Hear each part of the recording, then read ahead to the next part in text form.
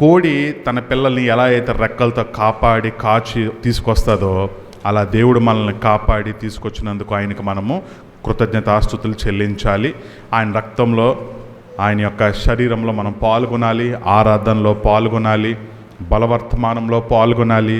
తర్వాత కృతజ్ఞతార్పణతో కూడా మనము ఆయన్ను ఘనపరచాలి. కావున మనము దేవుని వైపు చూద్దామండి. మన యొక్క ఆరాధన సమయము దేవునికి అర్పితములగునుగాక. ప్రేమగల మా తండ్రి, నీ యొక్క పరిశుద్ధమైన నామం బట్టి మీకు వందనాలు చెల్లించుకుంటున్నాను తండ్రి. గత వారం నుంచి ఈ రోజు వరకు నీ యొక్క రెక్కల చాటున మమ్మల్ని అందరినీ భద్రపరిచి కాపాడి నీ యొక్క పరిశుద్ధమైన స్థలమునకు, సమయమునకు క్షేమకరముగా మమ్మల్ని తీసుకొచ్చినందుకు మీకు వందనాలు. ముందుగా మీరు అనుగ్రహించిన మీ యొక్క గొప్ప రక్షణ బట్టి మీకు ఎంతగానో నేను వందనాలు, స్తుతులు, స్తోత్రం చెల్లించుకుంటున్నాను తండ్రి. ఈరోజు ప్రభు దినం. ప్రభువా, నీ యొక్క పరిశుద్ధమైన దినము మమ్మల్ని జ్ఞాపకం ఉంచుకోమంటున్నారు ప్రభా. మేము దాన్ని జ్ఞాపకం ఉంచుకొని నీ సమయమునకు మేము రాగలిగినట్లు మాకు సహాయం చేయండి ప్రభు. వచ్చిన వారిని బట్టి మీకు వందనాలు. నీ యొక్క ఆశీర్వాదంలో వారికి అనుగ్రహించండి. ఇంకా ఎవరైతే వ్యాధి గుండా, బాధలు గుండా ఇంటి వద్దనే ఉన్నారో వారిని జ్ఞాపకం చేసుకోండి. మా దీన సహోదరుడైనటువంటి విజయ్ బాబు కొరకే ప్రార్థిస్తున్నాం తండ్రి. అస్వస్థతో, అనారోగ్యంతో ప్రభా ఉంటున్న బిడ్డను జ్ఞాపకం చేసుకోండి ప్రభా. నీ యొక్క పరలోకపు రాజ్యం నుండి నీ యొక్క స్వస్థత ఆ బిడ్డని తాకి స్వస్థపరచు యెహోవాను నేనే అంటున్నారు ప్రభా. గాయం కట్టేవాడిని నేనే అంటున్నారు ప్రభా. గాయపడిన ఆ వ్యక్తిని జ్ఞాపకం చేసుకోండి ప్రభా. అస్వస్థత గురైన ఆ బిడ్డను జ్ఞాపకం చేసుకోండి ప్రభా. స్వస్థత అనుగ్రహించండి. పూర్ణ శక్తితో ఆ బిడ్డను లేవనెత్తండి. బ్లడ్ తక్కువైందని విన్నాం ప్రభా. బ్లడ్ అనుగ్రహించండి. నీ యొక్క రక్తస్రావం ఆ బిడ్డకి అనుగ్రహించి పూర్ణ బలముతో, శక్తితో ఆ బిడ్డను లేవనెత్తి. ఇంకా ఎవరైతే వ్యాధితో, బాధలతో ఉన్నారో వారిని జ్ఞాపకం చేసుకోండి. నీ పూర్ణ స్వస్థత అనుగ్రహించండి. నీ యొక్క శరీరము, నీ యొక్క రక్తం వారికి కూడా అనుగ్రహించి పునరుద్ధానము మీరే నమ్మి స్తుతించినట్లు సహాయం చేయండి ప్రభా. మాకు ఇచ్చిన సమయాన్ని బట్టి మీకు ఎంతగానో వందనాలు. మీరే ఆధిపత్యం వహించుకోమని సమయంలో మేము ఇక కూడికను ఆరంభించుండగా మేలుకరముగా నీ యొక్క వాక్యము నూరంతలుగా ఫలించి ఆరాధనలో నీ యొక్క దాసులను జ్ఞాపకం చేసుకొని మీ వాక్యం ద్వారా మాతో మాట్లాడమని ప్రార్థిస్తూ నా ప్రభువును, నా రక్షకుడైన ప్రభుని యేసుక్రీస్తు వారి అతి పరిశుద్ధమైన నామంలో పాటలు పాడుచుండగా వాయిద్యంలో ఆశీర్వదించండి, పాటలను ఆశీర్వదించండి. మేము కీర్తించి మిమ్మల్ని పొగిడి మీ నామమును ఉత్సాహించి ఆనందంతో మేము పాటలు పాడడానికి సహాయకరంగా ఉంచమని ప్రార్థిస్తూ యేసు నామంలో అడిగి వేడుకుంటున్నాం తండ్రి. ఆమేన్. ఆకాశవాసులారా యెహోవాను స్తుతించుడి. ఆకాశవాసులారా యెహోవాను స్తుతించుడి. ఉన్నత స్థలముల నివాసులారా యెహోవాను స్తుతించుడి. హల్లెలూయా. ఉన్నత స్థలముల నివాసులారా యెహోవాను స్తుతించుడి. ఆకాశవాసులారా యెహోవాను స్తుతించుడి. ఆయన దూతలారా మరియు ఆయన సైన్యములారా, ఆయన దూతలారా మరియు ఆయన సైన్యములారా, సూర్య చంద్ర తారలారా యెహోవాను స్తుతించుడి. హల్లెలూయా. సూర్య చంద్ర తారలారా యెహోవాను స్తుతించుడి. ఆకాశవాసులారా యెహోవాను స్తుతించుడి. సమస్త భూజనులారా మరియు జనములాధిపతులారా, సమస్త భూజనులారా మరియు జనములాధిపతులారా, వృద్ధులు, బాలురు, యవ్వనులారా యెహోవాను స్తుతించుడి. హల్లెలూయా. వృద్ధులు, బాలురు, స్తుతించుడి ఆకాశవాసులారా యెహోవాను స్తుతించుడి ఆకాశవాసులారా యెహోవాను స్తుతించుడి ఉన్నత స్థలముల నివాసులారా యెహోవాను స్తుతించుడి హల్లెలూయా ఉన్నత స్థలముల నివాసులారా యెహోవాను స్తుతించుడి ఆకాశవాసులారా యెహోవాను స్తుతించుడి. సామెతల గ్రంథము 28వ అధ్యాయము 1వ వచనము అందరము కలిసి వాక్య భాగాన్ని చదవవలసిందిగా మనవి చేసుకుంటున్నాను. ఎన్నిసార్లు గద్దించినను లోబడని వాడు మరి తిరుగు లేకుండా హఠాత్తుగా నాశనమగును. మనము ఈ రోజున ఈ యొక్క పరిశుద్ధ స్థలానికి దేవుణ్ణి ఆరాధించడానికి, ఆయన్ను స్తుతించడానికి, ఆయన్ను ఘనపరచడానికి మనం వచ్చాం.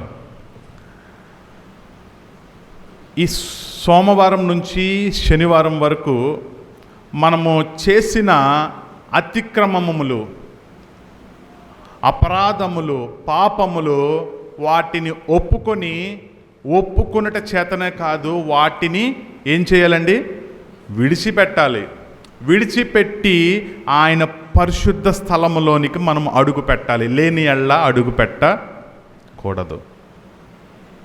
ఇది నా మాట కాదు, బైబిల్ చెప్తున్న మాట. పరిశుద్ధ గ్రంథంలో ఏం చెప్పబడుతుందంటే, నేను పరిశుద్ధుడను గనుక నీవును పరిశుద్ధుడై ఉండాలి. అపరిశుద్ధంతో ఎలా అడుగు పెడతావు? కుదరదు అని అంటున్నాడు. తర్వాత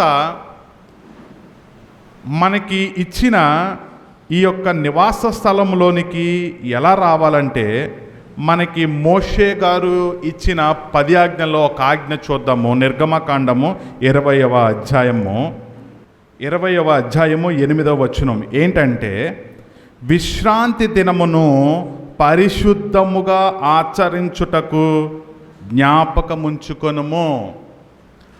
ఆదివారమును పరిశుద్ధముగా ఆచరించుటకు జ్ఞాపకముంచుకొనుము. ప్రభు దినమును పరిశుద్ధముగా ఆచరించుటకు జ్ఞాపకముంచుకో.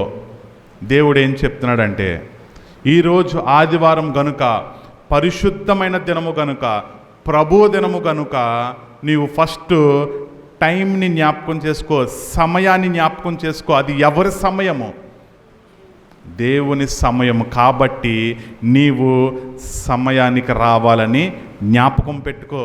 రేపు పరిశుద్ధ దినము గనుక, 2 రోజుల్లో పరిశుద్ధ దినము గనుక, 4 రోజుల్లో పరిశుద్ధ దినము గనుక నీవు దాన్ని మర్చిపోకు.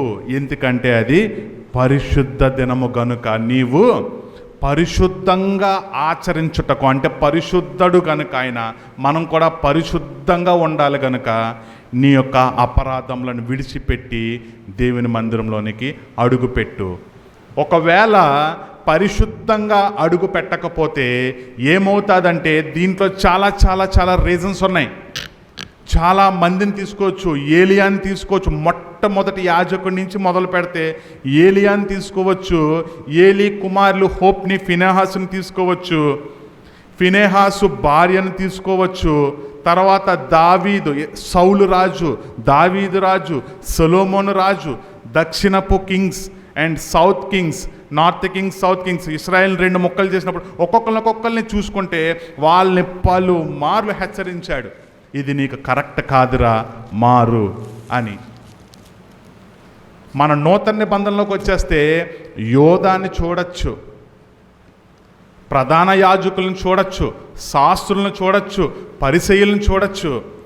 వీళ్ళందరినీ దేవుడు చాలాసార్లు గద్దిస్తూ వచ్చాడు.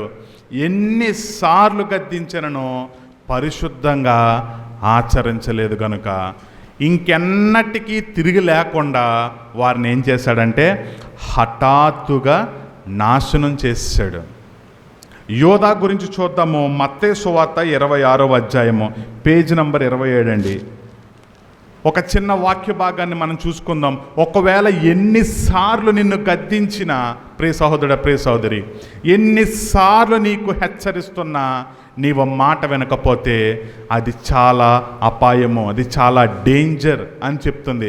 అలా యోధాకి పలుమార్లు మనిషి కుమారుడు యేసుక్రీస్తు ప్రభువారు పలుమార్లు హెచ్చరిస్తూ వచ్చాడు, రే యోధా, నీకు ఇది మంచిది కాదు.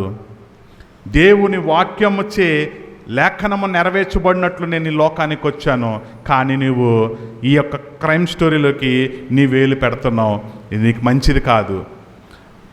మత్తయి సువార్త 26వ అధ్యాయము 23వ వచనం చూడండి. ఆయన మళ్ళీ చెప్తున్నాడు. ఏమంటున్నాడంటే, ఆయన నాతో కూడా పాత్రలో చెయ్యి ముంచిన వాడే నన్ను అప్పగించువాడు. ఇదిగో ఇప్పుడు ఒకడు వస్తాడు, ఆడు మనలో, ఫస్ట్ ఏమంటాడు, ఆడు మనలో ఒకడుగా ఉన్నాడంటాడు. తర్వాత ఇదిగో ఒకడు చెయ్యి పెడతాడు, ఆడే నన్ను అప్పగిస్తున్నాడు అంటాడు.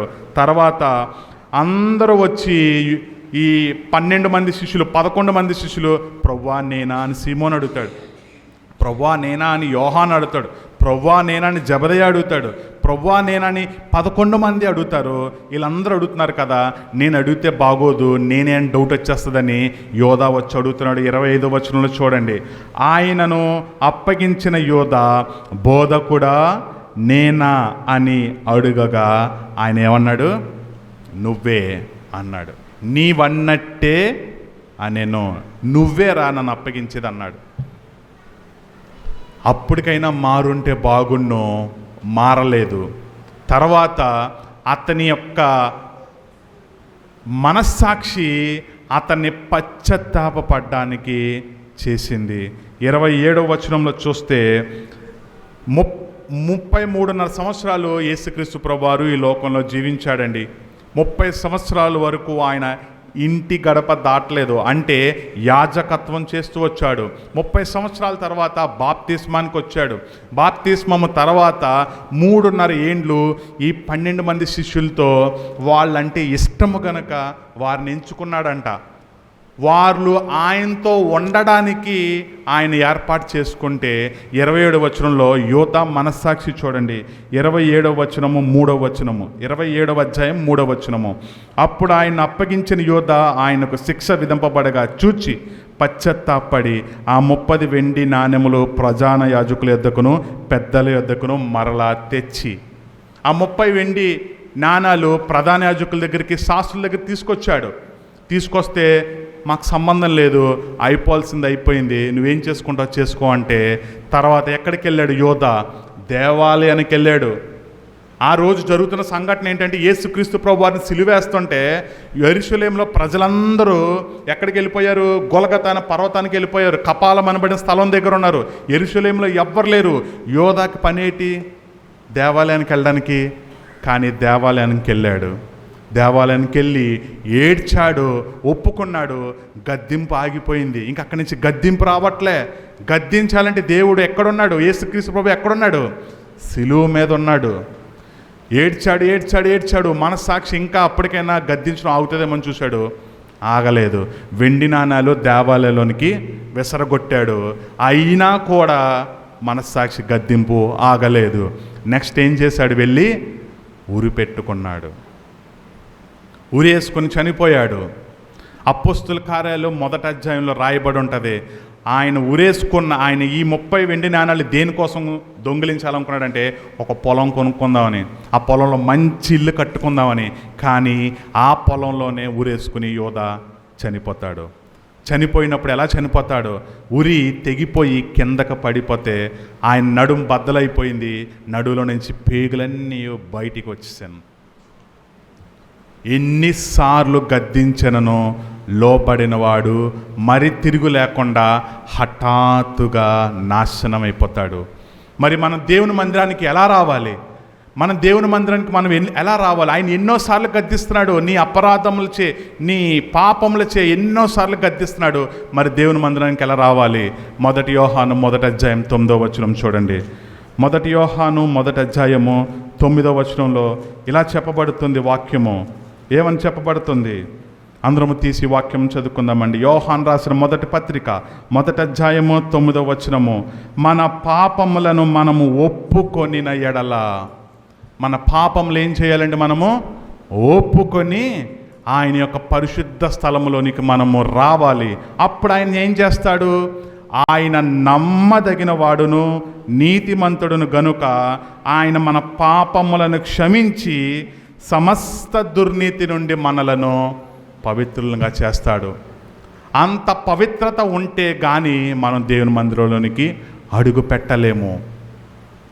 ఎన్నిసార్లు గద్దించన్నో లోబడాలి. అదే గ్రంథకర్త, కీర్తనల గ్రంథకర్త మహారాజైన దావీదు గారు ఆయన చేసిన పాపము, ఒక్క పాపము చేశాడండి. ఏంటా పాపము? ఊరియాని చంపించేశాడు, బెత్షెబాతో పాపం చేశాడు. అన్ని ఆజ్ఞ విషయంలో చాలా బాగున్నాడంట. అతని గ్రాఫ్ ఎలాగుందంటే 100/100 ఉంది. ఒక్క విషయంలో ఏం చేశాడు? పాపం చేశాడు. బెత్షెబా విషయంలో పాపం చేసినప్పుడు నాతాను ప్రవక్త వచ్చి చెప్పాడు, ఇదిగో 100 గొర్రెల గురించి మాట్లాడతాడు. ఇక్కడ ఏమంటాడు దావీదు? ఆ పాపం చేసినోడు చచ్చిపోవాలి అని అంటాడు. ఆ మనుషుడు ఎవరంటే నీవే అని అంటాడు నాతాను. అప్పుడు ఏం చేస్తాడు? మనం తప్పు చేస్తే మనల్ని ఎవరిని వచ్చి నువ్వే అంటే మనం ఏం చేస్తాం? తిరిగి నువ్వు చూసొచ్చావా, నేను చేయలేదు అని అబద్ధం ఆడతాం. పాపం చేస్తాం, నేను చేయలేదండి అని అంటాం. తప్పు చేసి నువ్వు చేసావంటేనే మనం ఒప్పుకోము. అసలు తప్పే చేయకుండా నువ్వు చేసావంటే మనం ఎలా లెగుస్తాం? ఎలాగున్నావో జాగ్రత్తగా ఉండు, ఏలు దించి మాట్లాడు అని అంటాం. ఏమండి? అంతేనా? కాస్త ఏలు దించి మాట్లాడు, ఎవరితో మాట్లాడుతున్నావో చూసుకుని మాట్లాడు అని అంటాం. దావీదు ఏం చేశాడు? మోకాళ్ళుని ప్రభువా నన్ను క్షమించు. కీర్తనల గ్రంథము 51వ వచనంలో 51వ అధ్యాయంలో ఉంటుంది, హిస్సోపుతో నన్ను కడుగు, హేమము కంటే తెల్లగా ఉండేటట్టు చెయ్యి. 9వ వచనంలో నా ఎముకలు విరిచినందుకు అవి నిన్ను ఆరాధించాలని అంటాడు, నిన్ను స్తుతించాలని అంటాడు. మనకి ఏదైనా ఎముక ఇరిగిపోతే ఈ ఎముక ఆరాధించడం కాదు కానీ ముందు ఎముక ఎత్తుక్కుంటే చాలు అంటాం మనం. కానీ దావీదు ఏమంటున్నాడు? విరిగిన ఎముకలతో నిన్ను నేను ఆరాధిస్తానంటున్నాడు. తర్వాత 1 రాజులు, ఈ వాక్యం చూసుకుని మనం ముగించుకుందామండి. 1 రాజుల గ్రంథము 1 అధ్యాయము 1 రాజుల గ్రంథము 1 అధ్యాయము. ఒకసారి దావీదు చేసిన తప్పు దేవుడు మళ్ళీ టెస్ట్ పెడుతున్నాడు దావీదుకి. ఎలా ఉన్నాడు? హృదయానుసారుడిగా ఉన్నాడు. ఆల్రెడీ బెత్షెబాతో పాపం చేసిన ఇశ్రాయేలీలు అందరూ అనొచ్చు, ఏంటి ఈ రాజు మాకు వద్దు, ఈ దావీదు మాకు వద్దు, మనలో ఒకడిని యూరియాని చంపించేస్తాడా, సింపతి కోసం బెత్షెబాని పెళ్లి చేసుకుంటాడా, ఎంత పాపం చేశాడని అనొచ్చు. కానీ దావీదు, ప్రవ్వా ఈ ప్రజలందరూ వదిలేసినా పర్లేదు, నువ్వు విడిచిపెడితే నేను ఉండలేను ప్రవ్వా, వీళ్ళెవ్వరు మాట్లాడపోయినా పర్లేదు, నువ్వు నాతో మాట్లాడపోతే నేను ఉండలేను ప్రవ్వా, నువ్వు నాకంటే ఎంతో ఇష్టం అంటాడు. 1 రాజులు 1వ అధ్యాయం చూడండి. రాజైన దావీదు బహువృద్ధుడు కాగా సేవకులు అతని ఎన్ని బట్టలు కప్పిననో అతనికి వెట్ట కలుగకయుండెనో. 2వ వచనం, కాబట్టి వారు మా ఏలినవాడవు రాజువగు నీ కొరకు తగిన చిన్న దాన్ని వెతుకుటం మంచిది. అబీషా అనే ఒక అమ్మాయిని దావీదు దగ్గర తీసుకొస్తారు. ఎందుకంటే అతని చలి ఆగట్లేదు, వెట్ట కట్టడానికి, అంటే వెచ్చగా నులివెచ్చగా ఉండడానికి కోసం ఒక అమ్మాయిని తీసుకొస్తే దావీదు ఆమెను ముట్టడు. ఒకసారి జరిగింది చాలు తప్పు, రెండోసారి నేను చెయ్యను. మనం ఇప్పుడే ఒప్పుకుంటాం, ప్రభువా నేను ఇంకెప్పుడు దొంగతనం చేయనంటాం. కళ్ళెదురుకుండా 100 రూపాయల కాగితం కనబడితే మనం ఏం చేస్తాం?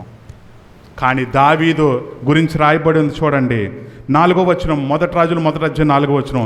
ఈ చిన్నది బహు చక్కనిది అయ్యుండి రాజును ఆదరించి ఉపచారం చేయుచుండెను గాని రాజు దానిని ముట్టలేదు. దావీదు ఆమెను కూడలేదు. దావీదు ఒకసారి బెత్షెబాతో తప్పు చేశాడు. దేవుడి దగ్గర కన్నీటితో, కీర్తనల గ్రంథం 51వ అధ్యాయం ఇంటికి వెళ్ళి చదవండి, ఎలా పలికిన మాటలు ఉంటాయంటే హృదయాన్ని పిండేసే మాటలు. హిస్సోపుతో నన్ను కడుగు, హిమము కంటే తెల్లగా ఉండేటట్టు చేయి, నా వెముకలన్నీ విరిగినాయి. మళ్ళీ నేను రెండోసారి తప్పును చెయ్యను. కన్యకను, చిన్నది, బహు అందగత్తెది, చక్కగా ఉన్న అమ్మాయిని తీసుకొస్తే దావీదు పాపం చేయలేదు. దేవుడి యొక్క వాక్య భాగాన్ని దీవించును గాక. మనము మన యొక్క అపరాధములను విడిచిపెట్టి దేవునికి ఆరాధనలు చెల్లించాలి. దేవుడు ఈ విషయంలో చాలా చాలా చాలా సీరియస్గా తీసుకుంటాడు. దావీదును కూడా విడిచిపెట్టలేదు. ఆయన మహారాజు. మరి మనము ఏ పాటి వారము? నీవు మనిషిని జ్ఞాపకం చేసుకున్నటకు అసలు వాడే పాటివాడు.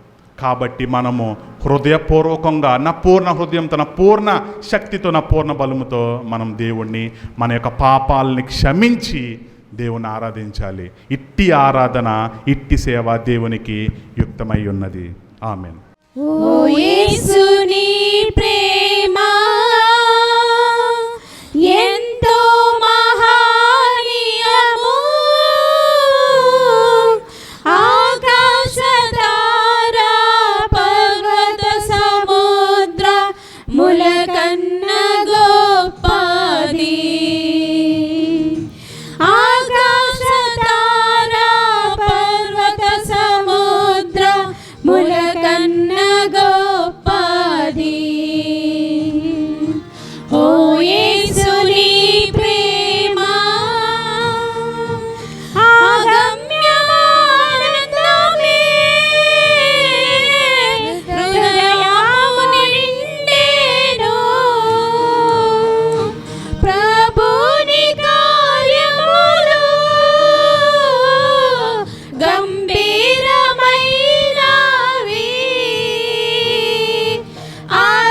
ఆగమ్యమానందమే, హృదయము నిండెను. ప్రభుని కార్యములు గంభీరమైనవి. ప్రతి ఉదయ సాయంత్రములు స్తుతికి యోగ్యములు. ప్రతి ఉదయ సాయంత్రములు స్తుతికి యోగ్యములు. ఓ యేసుని ప్రేమ సంకట సమయములో సాగలేకున్నాను. దయచూపు నా మీద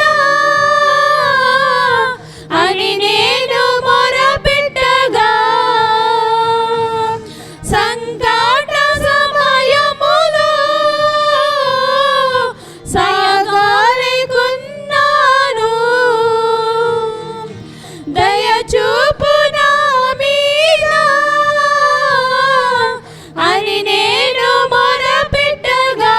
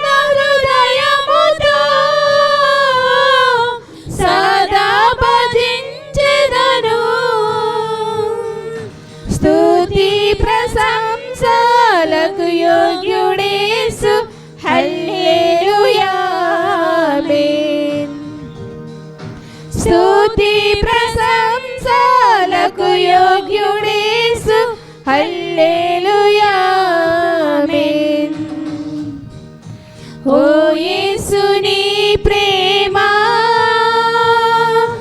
ఎంతో మహనీయము, ఆకాశ తారా పర్వత సముద్ర ములకన్న గొప్పది. ఆకాశ తారా పర్వత సముద్ర ములకన్న గొప్పది. ఓ యేసుని ప్రేమ. యోహాను రాసిన పత్రిక 8వ అధ్యాయము 31వ వచనం నుంచి 36వ వచనం వరకు. కాబట్టి యేసు తనను నమ్మిన యూదులతో, మీరు నా వాక్యమందు నిలిచిన వారైతే నిజముగా నా శిష్యులై ఉండి సత్యమును గ్రహించెదరు. అప్పుడు సత్యము మిమ్మును స్వతంత్రులుగా చేయునని చెప్పగా, వారు మేము అబ్రహాము సంతానము, మేము ఎన్నడూను ఎవనికి దాసులమై ఉండలేదే, మీరు స్వతంత్రులుగా చేయబడుదురని ఎలా చెప్పుచున్నావని ఆయనతో అనిరి. అందుకు యేసు, పాపము చేయు ప్రతి వాడును పాపమునకు దాసుడని మీతో నిశ్చయముగా చెప్పుచున్నాను. దాసుడెల్లప్పుడూ ఇంటిలో నివాసము చేయుడు, కుమారుడు ఎల్లప్పుడూ నివాసము చేయును. కుమారుడు మిమ్మును స్వతంత్రులుగా చేసిన ఎడల మీరు నిజముగా స్వతంత్రులై యుందురు. యేసుక్రీస్తుని నిజముగా నమ్మటం అంటే ఏమిటి అన్న విషయాన్ని గురించి మనము చూడబోతున్నాం. మనము విశ్వాసంలో నానాటికి అభివృద్ధి అవుతూ ఉండాలి అండి. ఇంకా పాలు తాగే పిల్లల్లాగా, లేకపోతే ఇంకా గోరుముద్దలు తినే స్టేజ్లో మనము ఉండకూడదు. మరి ఏ స్టేజ్లో మనం ఉన్నాము అన్నది సంఘాన్ని చూస్తే అర్థమైపోతుంది. ఎవరైతే నిజముగా వాక్యమందు నిలిచిన వారై ఉంటారో వారు ఎలా ఉంటారంట? యేసుక్రీస్తుకి నిజమైన శిష్యులై ఉంటారు. ఎందుకు శిష్యులై ఉండాల్సిన అవసరం ఏమిటి అంటే, యేసుక్రీస్తు ప్రభువారు తాను మరణించి తిరిగి లేచిన తరువాత ఆయన శిష్యులందరికీ ఆయన ఇచ్చిన వాగ్దానము అదే. ఒకసారి మత్తయి సువార్త 28వ అధ్యాయము 19-20 వచనాలు చదివితే మనకు ఆ విషయాలే కనబడతాయి. మత్తయి సువార్త 28వ అధ్యాయము 19-20 వచనాలు. కాబట్టి మీరు వెళ్ళి సమస్త జనులను శిష్యులనుగా చేయుడి, తండ్రి యొక్కయు కుమారుని యొక్కయు పరిశుద్ధాత్మ యొక్కయు నామములో వానికి బాప్తిస్మం ఇచ్చుచు, నేను మీకు ఏ సంగతులను ఆజ్ఞాపించితినో వాటన్నిటినీ గైకొనవలెనని వారికి బోధించుడి. ఇదిగో నేను యుగ సమాప్తి వరకు సదాకాలము మీతో కూడా ఉన్నానని వారితో చెప్పాను. ఏం చెప్తున్నాడంటే 20వ వచనం మోస్ట్ ఇంపార్టెంట్. నేను మీకు ఏ సంగతులనైతే ఆజ్ఞాపించితినో వాటన్నిటినీ ఎవరు గైకొనాలంట? ఆయన వాక్యమందు నిలిచిన వారమై, ఆయన వాక్యమును అంగీకరించి, ఆయన పునరుద్ధానమును నమ్మిన నీవు నేను మనమందరము వీటిని ఏం చేయాలంట? గైకొని, ఆజ్ఞాపించిన వాటినన్నిటినీ గైకొనవలనని సదాకాలం ఆయనతో మనతో ఉన్నాడని ఆయన వాగ్దానం చేస్తూ ఉన్నాడు. అదే ఇది ఆయన వాక్యమును నమ్మిన మనము ఆయనకు నిజమైన శిష్యులమై ఉండాలంటే ఆయన వాక్యంలో నిజముగా నానాటికి లోతుగా మనము నిలవబడిన వారమై ఉండాలి. వాక్యములో స్థిరులమై ఉండాలి. వాక్యం అంటే ఏంటి? ఆ వాక్యంలో ఏమేమి ఉన్నాయంటే మనకు తెలుసు. మన పాపములకు ప్రాయశ్చిత్తము కలిగింది అని మనం నమ్మినప్పుడు నిజముగా నమ్మాలి. వాక్యం చెప్తున్నారు కాబట్టి నమ్మడం కాదు, కానీ నిజముగా ఆయనే నా పాపములకు విడుదల కలుగ చేశాడు, ఆయనే నన్ను స్వతంత్రునిగా చేశాడు అనేసి మనము నమ్మినప్పుడు నిజముగా మనకు అటువంటి హృదయము కలుగుతుంది. ఎటువంటి హృదయం కలుగుతుందండి? దేవుని గూర్చిన పశ్చాత్తాపం మనలో ఉంటుంది. అదే అక్కడ రాస్తున్నాడు. మన గురించే పౌలు భక్తుడు కూడా ఆలోచించి 1000 సంవత్సరాల క్రితమే ఈ వాక్యాన్ని మన కొరకు రాయించాడు. 1 కొరింథీయులకు రాసిన పత్రిక 2వ అధ్యాయము 14-15 వచనాలలో ఆ మాటే ఉంటుంది. ప్రకృతి సంబంధి అయిన మనుష్యుడు దేవుని ఆత్మ విషయములను అంగీకరింపడు, అవి అతనికి వెర్రితనముగా ఉన్నవి, అవి ఆత్మా అనుభవము చేతనే వివేచింపదగును గనుక అతడును వాటిని గ్రహింపజాలడు. ఆత్మ సంబంధి అయిన వాడు అన్నిటినీ వివేచించును, కానీ అతడెవని చేతనైనను వివేచింపబడడు. ప్రభువు మనస్సును ఎరిగి ఆయనకు బోధింపగలవాడెవడు? మనమైతే క్రీస్తు మనస్సు కలిగిన వారము. మనం ఎవరమంట? ప్రకృతి సంబంధం అంటే ఈ భూమి మీద భూమితో సంబంధం, భూమిలో ఉన్న మనుషులతో సంబంధమైన వారికి ఏమర్థమవ్వంట? ఈ భారము, ఈ ఆత్మల భారము, ఆత్మను గూర్చిన సత్యము అనేకులకు వివరించాలి అన్న భారము వారికి ఉండదంట. అదే చెప్తున్నాడు అక్కడ. ప్రకృతి సంబంధి అయిన వానికి ఆత్మ విషయములు వాడు వివేచింపలేడు, వాటిని గ్రహింపలేడు. అందుకే వారి బయట లోకంలో ఉన్న వారికి వేరుగా మనము ఇటు రీతిగా ఆయన సన్నిధానంలో కూర్చొని మనం ఏం చేస్తున్నాము? ఆత్మను గూర్చిన, పరిశుద్ధాత్మను గూర్చిన విషయంలోను, దేవుని సత్యమును గూర్చిన విషయంలోను అనేకం మనం ఇక్కడ మనకు బోధింపబడుచున్నవి, మనం అవి వింటూ ఉన్నాము. అయితే అక్కడ అదే చెప్తున్నాడు. ఈ లోకంలో జరిగేదంతా భూ సంబంధమైనదే కాబట్టి వారికి ఈ ఆత్మల భారం ఏమిటో అర్థము కాదు. కానీ నీవు నేను ఎవరమంటాం? ఆత్మ సంబంధి అయిన వానికి అన్ని విషయములు అర్థమవుతాయి. అన్ని విషయములు అంటే ఆత్మ సంబంధమైన విషయములు, భక్తికి సంబంధించిన విషయములు, ఇతరుల భక్తిని గూర్చిన విషయములు, ఇతరుల ఆత్మను గూర్చిన భారము కలిగిన విషయములన్నీ కూడా ఎవరికి అర్థమవుతాయంట? ఎవరైతే నిజముగా భక్తిలో నిలబడిన వారై ఉన్నారో, ఎవరైతే సత్యములో నిలబడ్డారో, ఎవరైతే నిజముగా ఆయన నన్ను రక్షించుకున్నాడు, నేను ఇంకా అనేకులను నేను రక్షిస్తాను అన్న నమ్మకము, విశ్వాసము ఎవరైతే కలిగి ఉన్నారో వారికే ఈ ఆత్మ సంబంధమైన విషయాలు. ఏ ఆత్మ? పరిశుద్ధాత్మ దేవుడు అనగా యేసుక్రీస్తు ప్రభువారు మరణించి ఆయన ఏం చేశాడు? తిరిగి వెళ్ళిపోతూ మనకు ఎవరినిచ్చి వెళ్ళాడండి? ఆదరణకర్త అయిన ఆత్మను మనకు బహుమానముగా మన హృదయములను ఆదరించుటకు ఇచ్చి వెళ్ళాడు. ఈ పరిశుద్ధాత్ముడు మనలను పాపమును గూర్చి, లోకమును గూర్చి, మనము మన మనస్సాక్షిని గూర్చి మనను ఒప్పుకొన చేస్తుంది. ఈ ఆత్మ మనలను సర్వసత్యములోనికి నడిపించును అన్న మాట మనకు జ్ఞాపకం ఉండాలి. ఈ ఆత్మ, ఈ మనస్సాక్షి ఎవరమైతే నిజముగా కలిగి ఉంటామో వారే దేవునికి నిజమైన శిష్యులంట. వారికే దేవుడు ఏమిస్తున్నాడు? వాగ్దానం ఇస్తున్నాడు. ఈ పాపములో ఉన్నవారికి ఈ విషయాలు ఏమీ అర్థం కాదంట. లోకంలో ఉన్నవారికి ఈ విషయాలు ఏమీ అర్థం కాదు. మరి ఎవరికి అర్థమవుతాయి? ఎవరో ఒకరికి అర్థం అవ్వాలి కదా. ఇక్కడ భక్తుడు రాశాడు, యేసుక్రీస్తు ప్రభువారు చెప్పిన మాటలే. యేసుక్రీస్తు ప్రభువారి ఓన్, ఆయన స్వయంగా ఆయన మాట్లాడిన, ఆయన పలికిన మాటలే అక్కడ రాయబడి ఉన్నాయి, రికార్డ్ చేయబడి ఉన్నాయి. అంటే ఆయనకు ఆల్రెడీ తెలుసు మనుషులు హృదయంలో నుండి భక్తి చేయరు కానీ పెదవులతో భక్తి చేస్తారు, ఇటువంటి భక్తులు నాకు వద్దు అని చెప్పి ఆయన నిజముగా ఆయన రాయించాడు కదా. అందుకే చెప్తున్నాడు, నా వాక్యమందు నిలబడితేనే, అది వాక్యములో నిలబడితే చాలు, ఇంకా దేనికి కట్టుబడి ఉండనవసరం లేదు. మన భక్తి జీవితంలో మనము నేర్చుకోవాల్సింది అదే.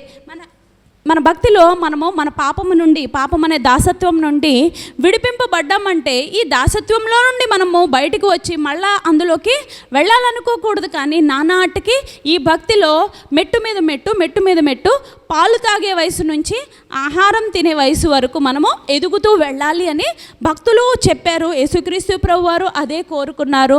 ఆయన ఆజ్ఞలను గైకొని ఆయన వేటిని ఆజ్ఞాపించాడో వాటిని బోధించాలని ఆయన చాలా స్పష్టంగా మనకు మత్తయి సువార్తలో చెప్పడం మనం గ్రహించాం. 32వ వచనం చూద్దాం. సత్యము మనల్ని ఏం చేస్తుందంట? స్వతంత్రులనుగా చేస్తుంది అంటుంది. స్వతంత్రులుగా చేయడానికి మనము ఏ దాసత్వంలో ఉన్నా మనల్ని స్వతంత్రులుగా చేస్తానంటుంది.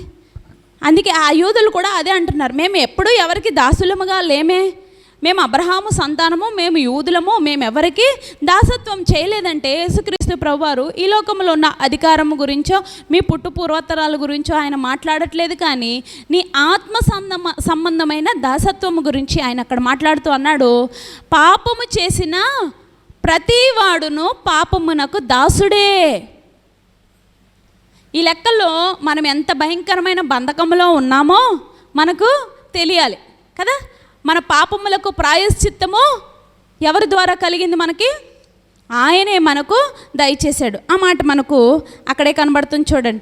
ఎఫెసీయులకు రాసిన పత్రిక 2వ అధ్యాయము 10వ వచనంలో ఆయన మనల్ని ఆ దాసత్వంలో నుంచి విడిపించి మనకేమిచ్చాడు? ఆయన కొరకు నిలబడడానికి సత్క్రియలు చేసే ధన్యతను ఆయన మనకి ఇచ్చాడు చూడండి. మరియు వాటి యందు అంటే పైన క్రియల వలన, ఇది మన విశ్వాసమును గూర్చిన విషయం గురించి ఆయన చెప్తూ 2:8 నుంచి చదువుతున్నాం. మీరు విశ్వాసము ద్వారా కృపచేతనే రక్షింపబడి ఉన్నారు. ఇది మీ వలన కలిగినది కాదు, ఇది దేవుని వరమే. అది క్రియల వలన కలిగినది కాదు గనుక ఎవడునూ అతిశయపడ వీలు లేదు.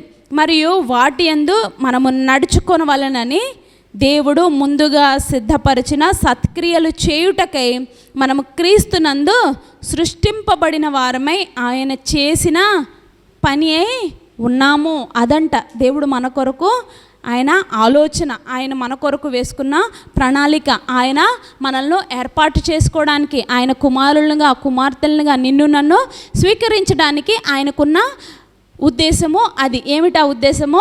ఆయన కొరకు సత్క్రియలు చేయటానికి ఆయన చేతి పనిగా నిన్ను నన్ను ఆయన చేసుకున్నాడు. ఆయన కుమారులుగా నిన్ను నన్ను ఆయన ఏర్పాటు చేసుకున్నాడు. ఈ దాసత్వంలో ఇప్పుడు మన బిడ్డలు, చిన్న ఎగ్జాంపుల్, మన బిడ్డలు ఫర్సే ఏదన్నా చిన్న సమస్యలో ఉన్నారనుకోండి, వారు ఉంటే ఉన్నారులే అని విడిచిపెట్టి మనం వచ్చేస్తామా? ఏమండి, విడిచిపెట్టి వచ్చేస్తామా? లేకపోతే వారిని అందులో నుంచి బయటికి తీసుకొచ్చి మళ్ళీ ఎప్పుడు అలాంటివి చేయకుండా జాగ్రత్తగా కాపలా కాస్తున్నామా? కోడి ఏం చేస్తుంది? తన బిడ్డలను రెక్కల కింద కాపాడుకుంటుంది కదా. అలాగే మనం కూడా మన బిడ్డలను ఏం చేస్తాము? వారు ఏదైనా సమస్యలో పడిపోయినా, ఏదైనా ఇరుకులో ఉన్న వారిని ఏం చేస్తాము? అందులో నుంచి విడిపించుకొని మనము వారిని మరలా జాగ్రత్తగా మళ్ళీ అటువంటి మిస్టేక్స్ చేయకుండా వాళ్ళు మనం కాపాడుకుంటూ వారి మీద ఎప్పటికప్పుడు నిఘా పెడుతూ జాగ్రత్తగా వారిని మనం కాపాడుకోవాలనుకుంటాం. ఈ లోకంలో ఉండే 60 ఏళ్ళు, ఈ 70 ఏళ్ళ ఈ బంధాల గురించే మనం ఇంత తాపత్రయపడిపోయి ఇంత ఆరాట పడిపోతామే. మరి మన పరమ తండ్రి అయిన దేవుడు మన కొరకు ఆయన నిత్య నివాసములో స్థలం ఇవ్వడానికి ఆయన జ్ఞాపకం చేసుకున్నాడు. ఆయన నిత్య నివాసములో నిన్ను నన్ను ఉంచాలని ఆయన నీకు నాకు మనస్సాక్షినిచ్చి ఆత్మనిచ్చి ఆయన కొరకు నిలబడే ధన్యతనిచ్చిన ఆ దేవుడికి మనము ఎన్ని స్తుతులు చెల్లిస్తే సరిపోతుంది? అదే అక్కడ రాస్తున్నాడు. యేసుక్రీస్తు ప్రభువారు చెప్పిన మాటలే. ఏమంటున్నాడు? పాపము 34వ వచనం చదువుతున్నాను చూడండి. పాపము చేయి ప్రతివాడును పాపమునకు దాసుడని మీతో నిశ్చయముగా చెప్పుచున్నాను. దాసుడు ఎల్లప్పుడూ ఇంటిలో నివాసము చేయడు. దాసుడు ఎల్లప్పుడూ ఇంటిలో నివాసము చేయడు. ఎవరైతే ఎప్పుడన్నా ఇప్పుడు ఇంకా సమస్యలో ఉన్నవారు ఎప్పటికీ ఇంట్లో ఉంటారన్న నమ్మకం మీకు ఉంటుందా? ఎప్పుడు ఎవడొచ్చేస్తాడో, ఎప్పుడు ఎవడొచ్చి తీసుకెళ్ళిపోతాడో, ఎప్పుడు ఏమవుతుందో అని భయంగా ఉండాల్సిన పరిస్థితి. మరి మన పాప జీవితంలో ఉన్న మనము కూడా అటువంటి పరిస్థితిలో ఉన్నామని మనం జ్ఞాపకం చేసుకోవాలి. అందుకే యేసుక్రీస్తు ప్రభువారు మనల్ని ఆయన కుమారులుగా స్వీకరించాడు. కాబట్టి ఆయన మన పాపములకు ప్రాయశ్చిత్తము కలుగచేసి ఆయనకు నిజమైన శిష్యులుగా నిన్ను నన్ను ఆయన స్వీకరించి, కుమారులుగా నిన్ను నన్ను స్వీకరించి ఆయన ఏం చేస్తున్నాడు? నిత్య నివాసములో నీకు నాకు ఆయన చోటిచ్చాడు. అదే అక్కడ రాస్తున్నాడు చూడండి. అక్కడ అదే చెప్తున్నాడు, కుమారుడు ఇంటిలో ఎల్లప్పుడూ నివాసము చేస్తాడంట. అది దాసుడైతే ఇంటిలో నివాసము ఎల్లప్పుడూ చేస్తాడన్న నమ్మకము లేదు. కానీ ఆయన వాక్యములో నిజముగా నిలబడి ఆయనతో సహవాసము చేసే నీవు నేను ఏం చేయడానికి అర్హులమంట? ఆయనతో మనము మరణించినను మన ఆత్మలో ఆయన సన్నిధానములో నిత్యము నివసించే ధన్యత ఆయన మనకు దయచేస్తాడు. మనము శరీరధారులముగా ఆయన సన్నిధానంలోనికి వెళ్ళము. కానీ ఎలా వెళ్తాము? మన ఆత్మ ఎవరి దగ్గరికి వెళ్ళాలి? ఎవరి దగ్గరికి వెళ్ళాలి? అది అందుకే చక్కగా ప్రకటన గ్రంథం 3వ అధ్యాయం 4వ అధ్యాయంలో అంటాడు కదా, మీరు చల్లగానైనా ఉండండి, వెచ్చగానైనా ఉండండి. నులివెచ్చగా ఉంటే ఏం చేయబడతారంట? ఎవరు చెప్పారు? కరెక్ట్గా చెప్పారు. ఏం చేయబడతారు? ఉమ్మి వేయబడుదురు. అదంట ఉమ్ము, అది వేస్ట్ కదా, వేస్ట్ ప్రోడక్ట్. అవునా? మనకేదో డస్ట్ గొంతులో వస్తేనే అది ఉమ్ము రూపంలో బయటికి వస్తుంది. సేమ్ మనము కూడా ఆ వేస్ట్ లాగానే ఉమ్మివేయబడి పాతాళంలోకి నిత్య నరకాగ్ని గుండములోనికి వెళ్ళిపోవలసిన పరిస్థితి వస్తుంది. జాగ్రత్త పడండి ప్రియ సంగమా అని భక్తుడు చెప్తున్నాడు. హెబ్రీలకు రాసిన పత్రిక 3వ అధ్యాయము 14వ వచనం చూసుకుందాము.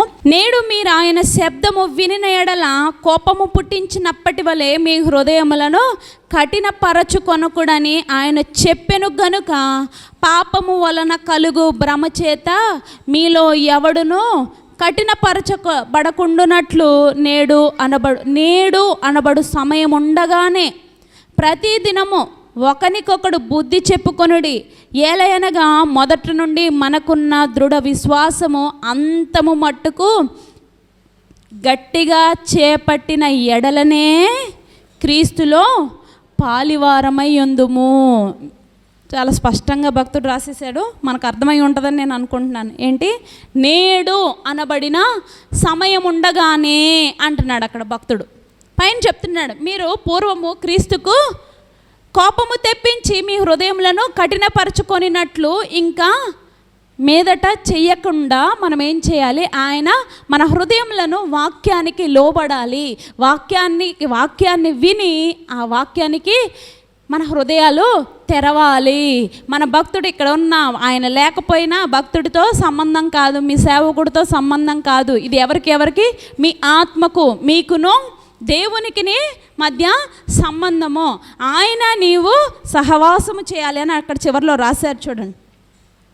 క్రీస్తులో పాలివారమై ఉందుము. ఎవరుంటారంట? చివరి వరకు గట్టిగా ఈ విశ్వాసం ఏదైతే మనకు అనుగ్రహింపబడిందో, ఈ భక్తిలో ఈ విశ్వాసములో ఎవరైతే గట్టిగా పట్టుకుంటారో, ఎవరైతే గట్టిగా ఈ విశ్వాసంలో దృఢముగా నిలబడతారో వారికే ఆయన నిత్య నివాసములో పాలివారమయ్యే ధన్యతనిస్తాను అంటున్నాడు. మరి ఇంత భక్తి చేసి అటు ఇటు కాకుండా నిలువెచ్చగా ఉంటే ఉపయోగం లేదండి. అందుకే నేడు అనబడిన సమయం ఉండగానే మన హృదయములను కఠినపరచుకొనక ఏం చేయాలి?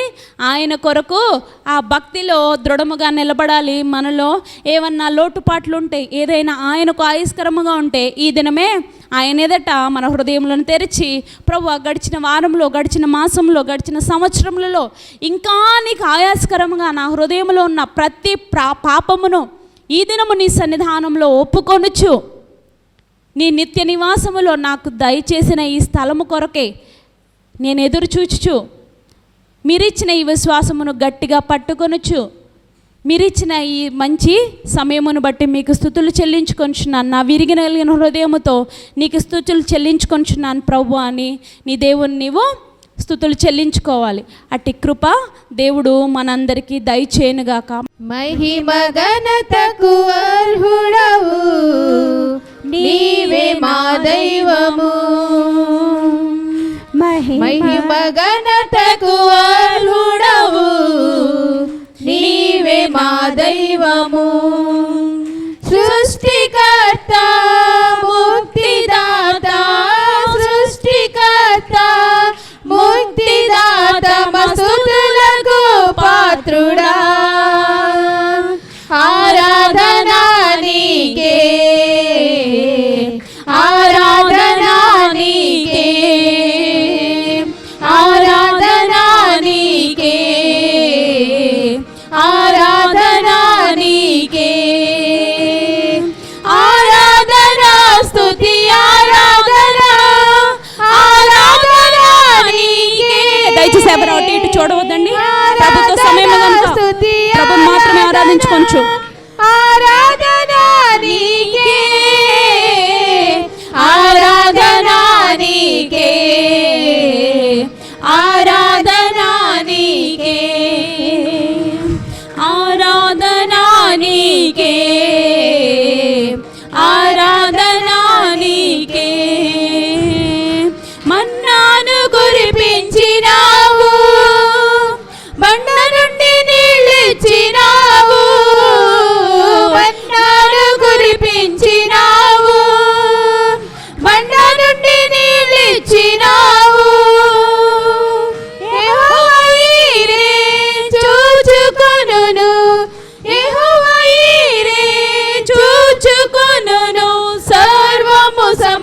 కూర్చును.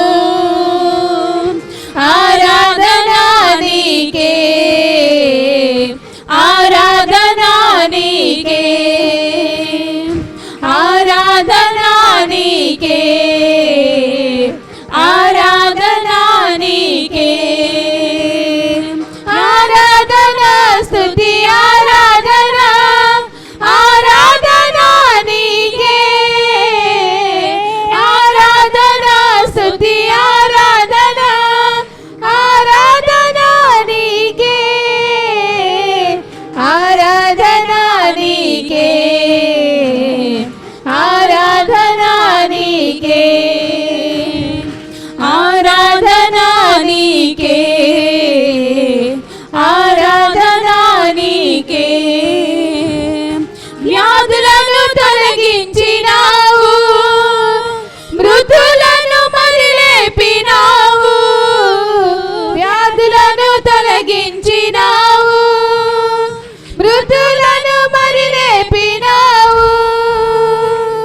యెహోవా రాఫా స్వస్థపరచును, యెహోవా రాఫా స్వస్థపరచును, నన్ను స్వస్థపరచును. ఆరాధనా నీకే, ఆరాధనా నీకే, ఆరాధనా నీకే, ఆరాధనా నీకే, ఆరాధనా స్తుతి ఆరాధనా, ఆరాధనా నీకే, ఆరాధనా స్తుతి ఆరాధనా, ఆరాధనా నీకే, ఆరాధనా నీకే, ఆరాధనా నీకే, ఆరాధనా నీకే, ఆరాధనా నీకే. ప్రభు కృపను బట్టి మరొకసారి దేవుని సన్నిధిలో మనందరం గడపడానికి దేవుడు కృపను చూపించి ఉన్నాడు. కొద్ది నిమిషాలు దేవుని వాక్యాన్ని విందాం. పరిశుద్ధ లేఖనముల నుంచి మొదటి తెస్సలోనిక రాసిన పత్రిక 1వ అధ్యాయము. మొదటి తెస్సలోనిక రాసిన పత్రిక 1వ అధ్యాయము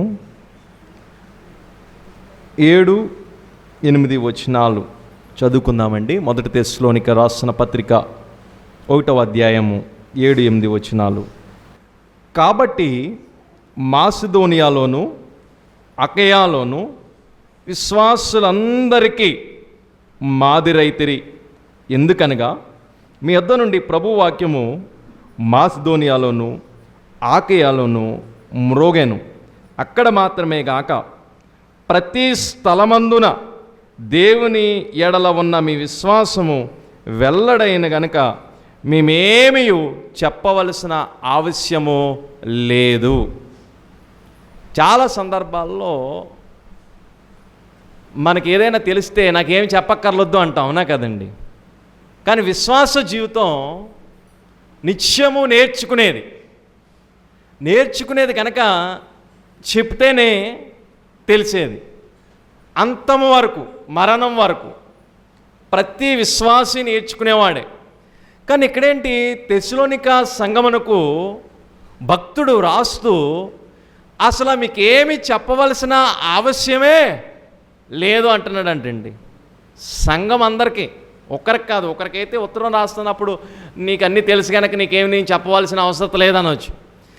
ఆ పట్టణంలో ఉన్న సంఘం అందరికీ రాస్తూ అంటున్నాడు మీకేం చెప్పవలసిన అవసరత ఏమండి? అంటే వారు ఎంత క్రమమైన జీవితాన్ని కలిగి ఉంటే ఈ మాట మాట్లాడతాడు పౌలు. ఎందుకంటే పౌలు భక్తుడు అనేకమైన ఉత్తరాలు రాశాడు.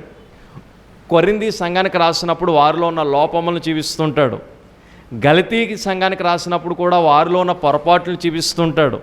ఎపిసి సంఘమునకు రాసినప్పుడు కూడా వారిలో ఉన్న ఆ యొక్క విగ్రహారాధన సంబంధమైన విషయాలను చూపిస్తుంటాడు. కానీ వీరికి రాస్తున్నప్పుడు అంటండి ఏమంటున్నాడంటే మీ విశ్వాసమును గురించి అక్కడున్న వారికే కాదు, చుట్టూ ఉన్న రాష్ట్రాల్లో ఉన్న వారికి కూడా ఈ తెస్సలోనిక పట్టణస్థులకు విశ్వాసం అంటండి మ్రోగిందంటండి. మ్రోగడం అంటే గంట కొడితే శబ్దం వస్తుంది కదా, ప్రతిధ్వనిస్తుంది కదా. ఈ దేని గురించి మ్రోగిందయ్యా, దేని గురించి చెప్పబడిందంటే ఆయనకండి విస్తారమైన ఆస్తి ఉందండి, ఆ వాటి గురించి కాదంటండి. ఈ తెస్సలోనిక పట్టణము చరిత్రలోకి వెళ్ళి దీని గురించి ఒకసారి ఆలోచన చేస్తే ఇది చాలా ధనికమైన పట్టణం అంటండి. ఇక్కడ వాడరేవులు ఉండడం వలన విస్తారమైన వ్యాపారాలు జరిగేవంట. ఎక్కడ వ్యాపారాలున్నా అక్కడ యూదుల యొక్క ప్రమేయం ఉంటూ ఉండేదంటండి. వారి గురించి చెప్తూ వీరు నడిచిన నడవడిక, వీరు చూపిస్తున్న విశ్వాసము, వీరు కనపరుస్తున్న ప్రేమ, వీటన్నిటిని బట్టి అంటండి పౌలు గారు చెప్తున్న మాట ఏమిటంటే, మీ విశ్వాసము చుట్టుప్రక్కనున్న వారందరికీ వెల్లడైంది. మీ విశ్వాసంలో మీరు ఎదగడం చూస్తూ ఉంటే మీకేం చెప్పవలసిన అవసరత. వీరి విశ్వాసం అంటండి ఏ స్థాయికి వెళ్ళిపోయిందంటే ఇంకేమీ చెప్పవలసిన అవసరం లేని స్థాయికి వెళ్ళిపోయిందంటండి. విశ్వాసంలో వీరంతా వృద్ధికి వెళ్ళడానికి కారణం ఏమిటి? వీరికి మనలాగా సంవత్సరములు దేవుని వాక్యం ఏమైనా చెప్పారంటారా వీరికి? కానే కాదండి. ఈ తెస్సలోనిక పట్టణంలో పౌలు భక్తుడు వెళ్ళినప్పుడు 3 వారాలు ఉన్నాడంటండి. 3 వారాలుంటే బహుశా వారికి దేవుని వాక్యం ఎన్నిసార్లు వినిపించి ఉండొచ్చు అంటే 3 వారాల్లో వారు సమాజంగా కూడుకునేది ఏ సమయం అని అంటే వారానికి ఒక్క దినం. ఒక దినం అంటే 3 వారాల 3 సువార్తలు లేదా 3 వారాలు 3 వర్తమానాలు అందించుంటాడు. ఆ 3 వారాల వర్తమానం వారి జీవితాలను ఎంతగా మార్చేసిందంటేనంటండి, వారి విశ్వాసం క్రియల్లో ఉందంటండి. వారి విశ్వాసం అనేకులకి మాదిరిగా ఉందంటండి. విశ్వాసం ఎలా ఉందంటండి? క్రియల్లో ఉందంట. ఆ విశ్వాసం అనేకులకి మాదిరిగా ఉందంట. ఆ విశ్వాసం రానయ్యున్న యేసు కోసం ఎదురు చూడాలి, ఇంక మీరు దేనికోసం ఎదురు చూడకూడదు అనే స్థాయికి వెళ్ళిపోయిందంటండి. ఎన్ని వారాల వాక్యాలు విన్నారంటండి? 3 వారాలు అంటండి. 3 వారాలు విన్న ఆ వాక్యమే వారిని అంతగా ఫలింప చేస్తే మరి దేవుని లేఖనములలో ఉన్న మాటలు మనకి వర్తిస్తాయి కదా. మనకి కూడా మన విశ్వాసాన్ని పెంపొందించడానికే కదా ఉపయోగపడే, లేకపోతే అక్కడ ఏదో జరిగిందండి అని తెలుసుకుని ఊరుకోవడానిక కానే కాదు. తెలుసుకున్న సత్యములో ఉన్న వాస్తవాన్ని గ్రహించి మన జీవితాల్లో అన్వయించుకోవడానికి మాటలు ఉపయోగపడుతూ ఉంటాయి. వీరి విశ్వాసపు స్థాయి అంటండి ఆ ఊరిలో కాదంట, ఆ పట్టణంలో కాదంట, ప్రక్కనున్న 2 రాష్ట్రాల్లో వారికి కూడా తెస్సలోనిక సంగమా వారి విశ్వాసం గురించి అండి ఎంత చెప్పినా తక్కువే అంటున్నారంటండి. ఏం చేశారని అంతగా వారికి ఆ విశ్వాసం పెరిగిందనంటే, పౌలు భక్తుడు అక్కడికి వెళ్ళినప్పుడు అక్కడున్న పరిస్థితి ఏమిటనంటే, కొద్దిమంది యూదులు ఉన్నారంటండి, కొద్దిమంది ఇతరులు ఉన్నారంట, దేవుణ్ణి గురించి అవగాహన లేనివారు. వీరందరికీ 3 వారాల్లో బోధించిన బోధ ఏంటంటే, ఒక వారం ఏమన్నాడంటే, మనం అందరము మెస్సై కోసం ఎదురు చూస్తున్నాం. ఏ మెస్సై కోసమైతే ఎదురు చూస్తున్నామో ఆ మెస్సయ్య శ్రమలు పొంది, హింసింపబడి, కొట్టబడి మరణించవలసి ఉంది అనే ఒక వర్తమానం ఇచ్చాడంటండి. వీళ్ళందరూ ఆలోచన చేశారంట, నిజమే కదా, పాత నిబంధన అంతా కూడా యేసుక్రీస్తు ప్రభువు వారు భూమి మీదకి వస్తారని, ఆయన శ్రమ పొందుతారని చెప్పబడి ఉంది కదా అని ఆలోచన చేశారంటండి ఒక వారం.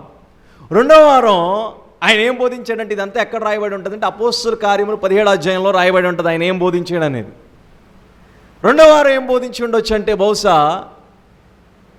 ఏ మెస్సై కోసమైతే మనం ఎదురు చూస్తున్నామో ఆ మెస్సై శ్రమలు పొందాలని, హింసింపబడాలని, బాధింపబడాలని పాత నిబంధనలో మనకి చరిత్రలో కనబడుతున్నాయి కదా. ఆ కనబడుతున్న శ్రమలు, హింసలు అవన్నీ ఎవరిలో కనబడుతున్నాయి అంటే యేసుక్రీస్తు ప్రభు వారిలో కనబడుతున్నాయి.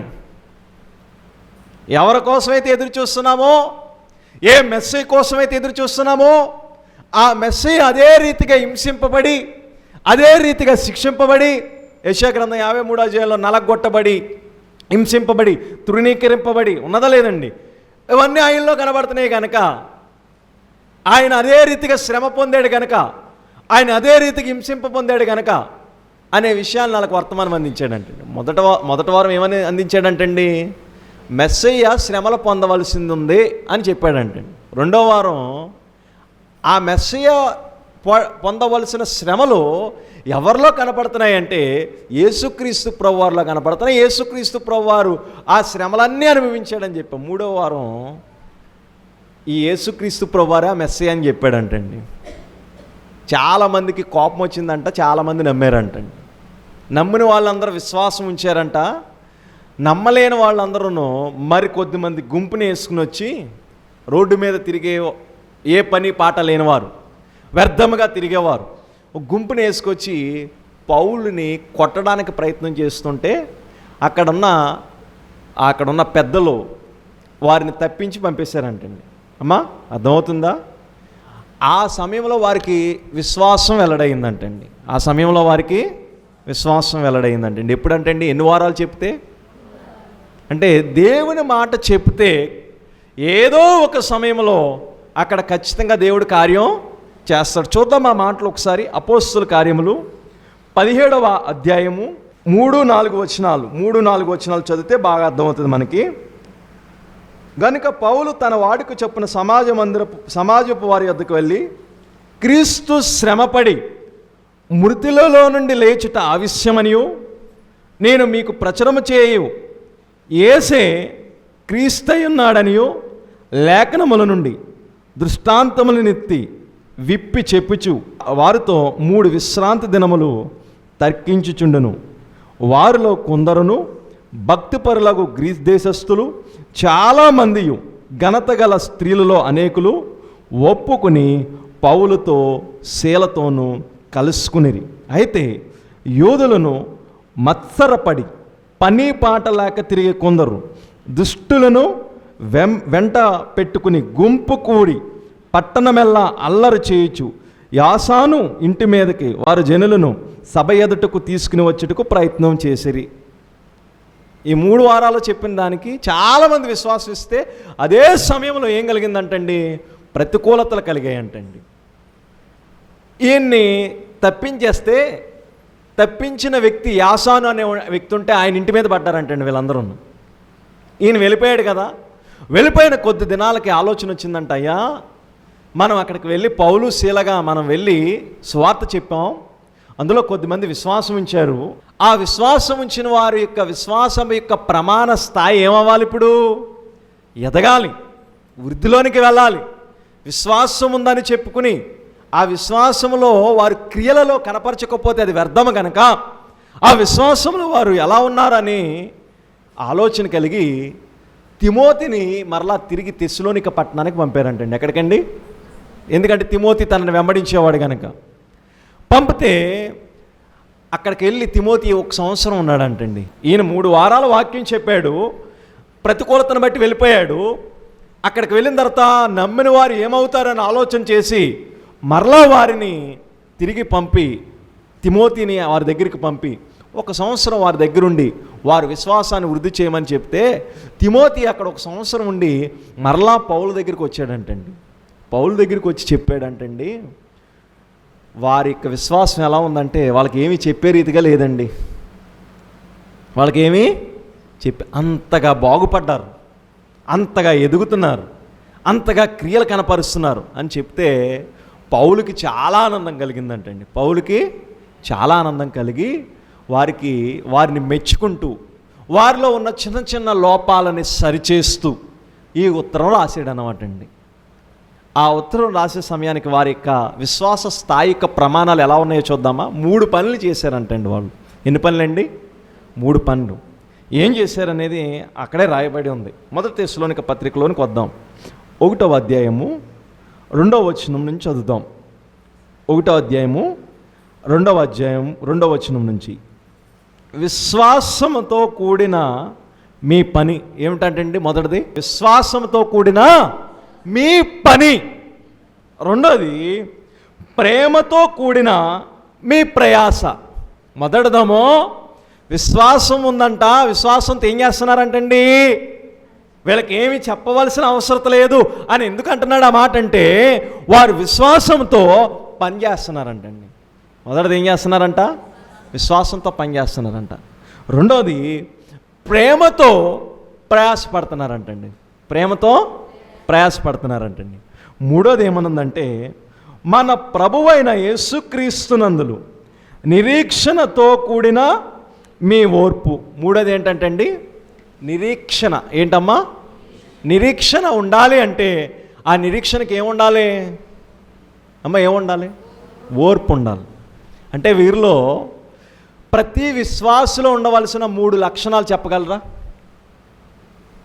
కొరింథీ సంఘానికి రాస్తూ భక్తుడు చెప్తాడనమాట అండి. విశ్వాసము, ప్రేమ, నిరీక్షణ. ఈ 3 వీరిలో కనబడుతూనే లేదండి. మొదటిది విశ్వాసం ఉందంట, పని చేస్తున్నారంట.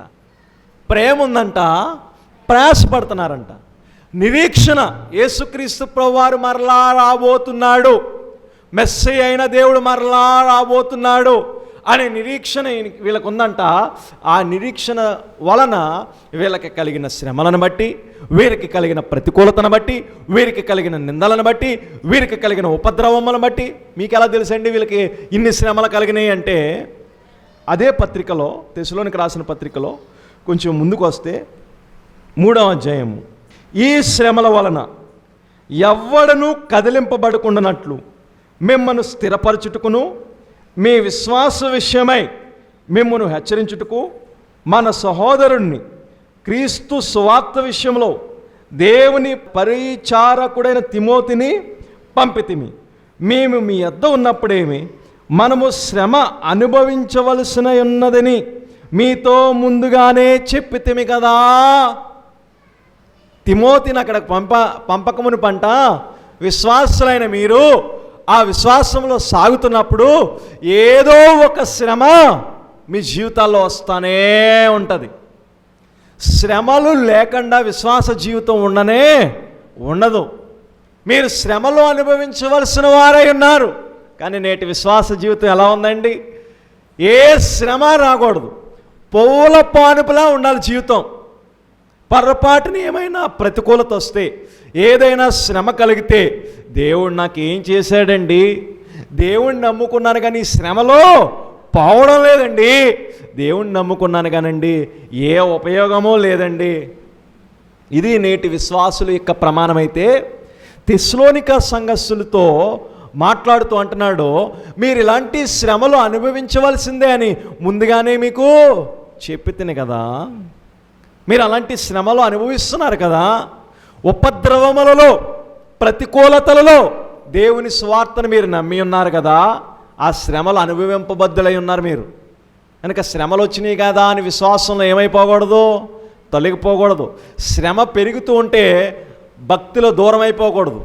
శ్రమలు కలుగుతున్నప్పుడు సహవాసానికి దూరం అవ్వకూడదు, ఇంకా దగ్గర కావాలి. విచిత్రం ఏంటి తెలుసా? మనకి ప్రతికూలతలు ఉన్న ప్రతిసారి దేవునికి దూరం అవ్వటానికే ప్రయత్నం చేస్తాం. మనకు అన్ని క్షేమముగా ఉన్నప్పుడు దూరంగా ఉంటాం, ప్రతికూలంగా ఉన్నప్పుడు కూడా దూరంగా ఉంటాం. కానీ వీరంటండి వారి విశ్వాస విషయంలో ఎన్ని శ్రమలు కలిగినా రానయ్యున్న మెస్సయ్య కోసం అంటే వీరు ఏం చేస్తున్నారంటండి? నిరీక్షణ కలిగి ఆ శ్రమలన్నిటిని ఏం చేస్తున్నారంటండి? ఓర్చుకుంటున్నారంటండి. ఏం చేస్తున్నారు? ఓర్పు. నేడు దినాల్లో మనుషులకి లేనిదేంటి తెలుసండి? ఓర్పు. అస్సలు ఏ విషయంలో, పిల్లల విషయంలో కానీ తల్లిదండ్రుల విషయం, భక్తి విషయంలో అయితే అసలు చెప్పవలసిన అవసరం లేదు. ఓర్చుకునేవారైతే ధన్యులు మీరు. మన విశ్వాస జీవితంలో ఇది చాలా అవసరం. ఈ గుణం మనకి, మన తోటి వారి మీద కూడా మనం నిందించినప్పుడు, ప్రతికూలతలు మన మీద వారు పలికినప్పుడు, ప్రతికూలమైన వచనాలు పలికినప్పుడు మనం ఏం చేయాలంటండి? ఓర్పు కలిగి ఉండాలంటండి. వీరు నిరీక్షణ కలిగి అంటండి క్రీస్తు రానయ్యన్నాడు, ఈ శ్రమలన్నీ తొలగిపోతాయని ఓర్చుకుంటూ ఉన్నారంట, ఓర్పుతో ఉన్నారంటండి. వీరికి ఎందుకు చెప్పవలసిన అవసరం లేదంటే వీరు చేసిన 3 పనులు ఏమిటంటే, ఒకటి విశ్వాసంతో పనిచేశారంట, రెండోది ప్రేమతో ప్రయాసపడ్డారంట, మూడోది నిరీక్షణతో ఓర్పు కలిగి ఉన్నారంట. ఏమిటి అసలు విశ్వాసంతో ఏం పని చేశారు? విశ్వాసంతో ఏం పని చేశారు? ఎందుకు వీరి గురించి ఆ మాటలు చెప్పాడు? మీకేం చెప్పవలసిన అవసరం లేదని ఎందుకు చెప్పాడనంటే, వీరి విశ్వాసంతో ఏం పని చేశారంటేనంటండి, ఆ కింద రాస్తుంటారు, ఆ కింద వచనాలకు వస్తుంటే 9వ వచనంలో ఆయన రాస్తుంటాడు, మీ వద్ద మాకు ఎట్టి ప్రవేశము కలుగునో అక్కడ జనులు మమ్మను గురించి తెలియచెప్పుచున్నారు, మరియు మీరు విగ్రహములను విడిచిపెట్టి ఏం చేశారంటండి, విశ్వాసంతో వీరి పని ఏం చేశారయ్యా అంటే, వారి ఎదుట అప్పుడు వరకు చేస్తున్న విగ్రహ ఆరాధనని కానీ, వారు చేస్తున్న మూఢ భక్తిని కానీ దాన్ని ఏం చేశారంటండి, వదిలిపెట్టేశారంటండి. మనం చాలాసార్లు విగ్రహం అనగానే ఏదో ఒక బొమ్మ ఉంటేనే విగ్రహం అనుకుంటాం. నేడు దినాలలో మనం దేనినైతే ఎక్కువ ప్రేమిస్తున్నామో అది విగ్రహం అంటండి. దేన్నైతే ఎక్కువ, అందుకని మనం ఎక్కువ దేన్ని ప్రేమిస్తాం, దేవుని సన్నిధి కంటే కూడా మన ఇంటిని ప్రేమిస్తూ ఉంటాం. దేవుని సహవాసం కంటే కూడా మన జాబ్ని ఎక్కువ ప్రేమిస్తూ ఉంటాం. దేవుని సహవాసం కంటే కూడా మనకు వచ్చే రాబడి ఒకవేళ ఆ దినాన్ని ఎక్కువ ఉందంటే దేన్ని ప్రేమిస్తాం, డబ్బుని ప్రేమిస్తూ ఉంటాం. వీరి విశ్వాసంతోనంటండి వారు ఉపద్రవాలు, నువ్వు దేవుణ్ణి నమ్ముకుంటే, దేవుణ్ణి విశ్వసిస్తే నేను కొడతాను, నేను తిడతాను, నేను హింసిస్తానంటే వాటన్నిటి నిమిత్తం అంటండి వారు ఏదైతే ఐడియల్ విగ్రహారాధన చేశారో దాన్ని అంతా వదిలేశారంటండి. విశ్వాసంతో వారు చేసిన పని ఏమిటంటే వదలవలసిన దాన్ని ఏం చేశారంటండి, వదలవలసిన దాన్ని వదిలేశారంటండి. ఏదో అక్కడ పెట్టుకునేవండి, మా ఇంట్లో వాళ్ళు ఒప్పుకోరండి అందుకని అక్కడ ఉంచుతాము, మా పని మేము చేస్తాం అంటలేదు. ఆచార భక్తిలో లేరంటండి, క్రియలు కలిగిన భక్తులు ఉన్నారంట. అందుకనే వీరికి ఏం చెప్పవలసిన అవసరం లేదన్నాడు. విశ్వాసంతో ఏం చేశారమ్మ వీళ్ళు, విగ్రహాలని, అది చిన్న విషయం కాదు. ఎందుకంటే వాళ్ళ పూర్వీకుల నుంచి అక్కడున్న సంస్కృతి సంప్రదాయాలు వారి యొక్క పరిస్థితులు అన్నీ కూడా వదిలి రావడం అనేది చిన్న విషయం. మనం కూడా చూడండి, ఈ దేశంలో ఏదైనా ఒక శుభకార్యాలు జరుగుతూ ఉంటే ఏమండి ఇది చేయమంటున్నారండి, లేకపోతే ఏదో అనుకుంటారంట, ఏదో మీ పాస్టర్ గారు ఏమనుకున్నా పర్లేదు, నీ సంఘం ఏమనుకున్నా పర్లేదు, అసలు దేవుడు ఏమనుకున్నా పర్లేదు, ఆ వచ్చిన నలుగురు అరగంట ఉండి వెళ్ళిపోతారే, గంట ఉండి వెళ్ళిపోతారే, వాళ్ళు ఏమనుకుంటారని అనేది ముఖ్యం. అందుకనండి వాళ్ళు ఏదో అనుకుంటారని తప్పకండి. ఏమండి మనం చాలా తెలివైన వాళ్ళు, పెట్టేది వాళ్ళ మీద పెట్టేది, కానీ చెయ్యాలనే మనసులో కొంత ఉంటుంది, ఎంతో కొంత, ఎక్కువేం కాదు. మళ్ళీ బయటికి కనపరచకుండా మనసుతో దాన్ని కప్పేసి లోపల ఉంటుంది. అందుకే మనం అది క్రియల్లో చేస్తున్నాం. లేకపోతే నేను చేయనంటే, ఏమంటే దానియేలుని విగ్రహానికి మొక్కమంటే ఏం చెప్పాడు ఆయన, నేను మొక్కను, ఏమైనా సరే నేను మొక్కను. అక్కడున్న షడ్రకు, మెషకు, అబేద్నెగోను ఆ లోక సంబంధమైన వాటిని పాటించమంటే మేము చెయ్యం. కానీ ఇక్కడికి వచ్చేసరికి ఏం చేస్తారు తెలుసా, పాస్టర్ గారు ఇన్ని వాక్యాలు చెప్పుకునేవండి, 3 వారాలు కాదు 30 సంవత్సరాల వాక్యం చెప్పనేవండి. అక్కడికి వెళ్ళేసరికి మనం చెయ్యాలనుకునేది చేసేసి ఎవరి మీద పెట్టేస్తాం, ఇంట్లో వాళ్ళ మీద, బంధువుల మీద, తోబుట్టువుల మీద పబ్బం గడిపేస్తున్నాం. దేవుడు చూడడం అనుకుంటున్నారా, దేవుడు తెలియదు అనుకుంటున్నారా? దేవునికి సర్వాంతరయామి కదా, సర్వం ఎరిగినవాడు కదా, హృదయాంతరంగాలు ఎరిగినవాడు కదా, సత్యం కోసం అక్కడ నిలబడలేమా? అయ్యా ఈ కార్యక్రమం మేము చేయం, మా యొక్క క్రమములో ఇది లేదు అని నువ్వు నిలబడితే అక్కడ ఉన్నవారు అందరికీ ఏమవుతావు, నువ్వు మాదిరవుతావు. కానీ నువ్వు ముందే భయపడిపోతావు. అలా అందరికీ అండి నేను విరోధిని అయిపోతున్నాను, నీ పని విరోధి ఎందుకు అవుతావు? మాసిదోనియాలోను అకియాలోను వీరి విగ్రహాలను విడిచిపెట్టి విశ్వాసంతో దేవుని వెంబడిస్తున్నారంటే వారికి ఏమయ్యారంటండి వీళ్ళు? అమ్మ ఏమయ్యారు? నోరున్నవారు చెప్తాం, ఏమయ్యారు? మాదిరయ్యారంట. మరి మనం ఏమిటి విరోధులైపోతున్నామని అయ్యా అలాంటి ఆచారాలు పాటిస్తున్నాం?